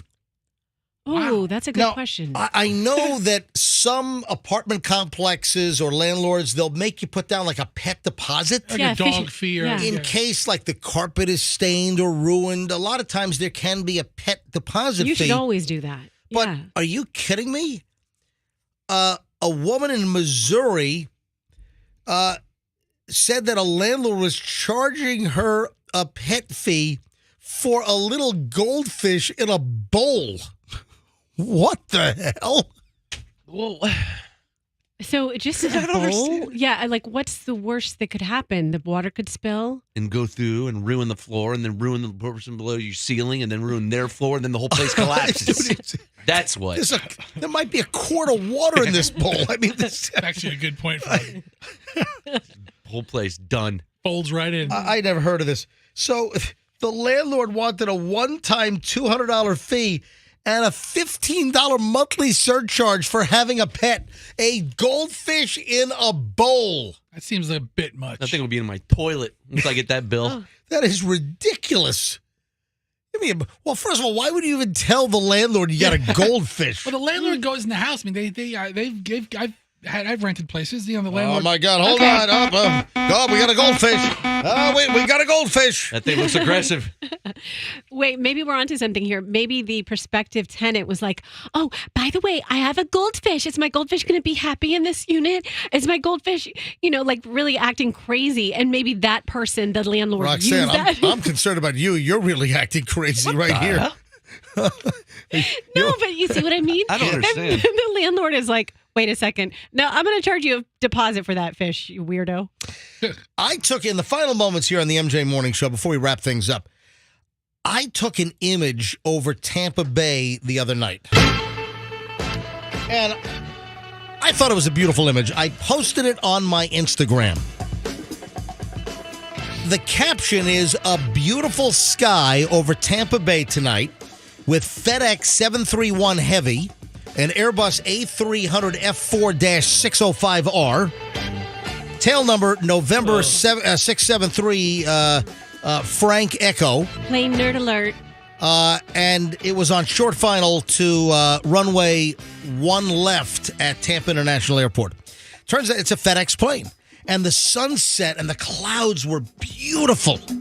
And I took a picture of the FedEx plane landing, and I posted it, and I tagged, at FedEx, and I get a message from FedEx. FedEx responded. If you want to see the image, go to my Instagram and look for the beautiful sky with the airplane. It's, I don't know, like maybe 6 or 7 down. If you go to Certified MJ Radio, you can see it. Certified MJ Radio. Andrew, can you get it posted also on Stories Mentioned on MJMorningshow.com? So FedEx writes me this. FedEx loves your photo. We would like to use all or part of your photo and potentially your Instagram handle on FedEx social media channels, on the FedEx website, and or in other marketing materials. Please reply hashtag yes to FedEx to authorize and consent the use as described. And there's just a whole bunch of little things here. You're over 18 and it's your photo. They're not going to say no. No, I said yes. FedEx. I think it's a phishing scam. I took a picture with my cell phone of a plane landing over Tampa Bay. It's a very nice photo. I said yes to FedEx. I got no problem. I was flattered that FedEx liked my photo. And they took the time to, send me a little note. So if you want to see the image that FedEx loved, go to my Instagram, Certified MJ Radio, and take a look. And if you want to give me a follow, give me a follow. As I'm about 100,000 away from 100,000. All right, so We're getting there. We're getting there. slowly climbing. All right, we're done. Anything else, guys, before we go? That's it. Have a phenomenal day. Website always loaded, mjmorningshow.com. That's mjmorningshow.com. And let's be careful out there. See you tomorrow.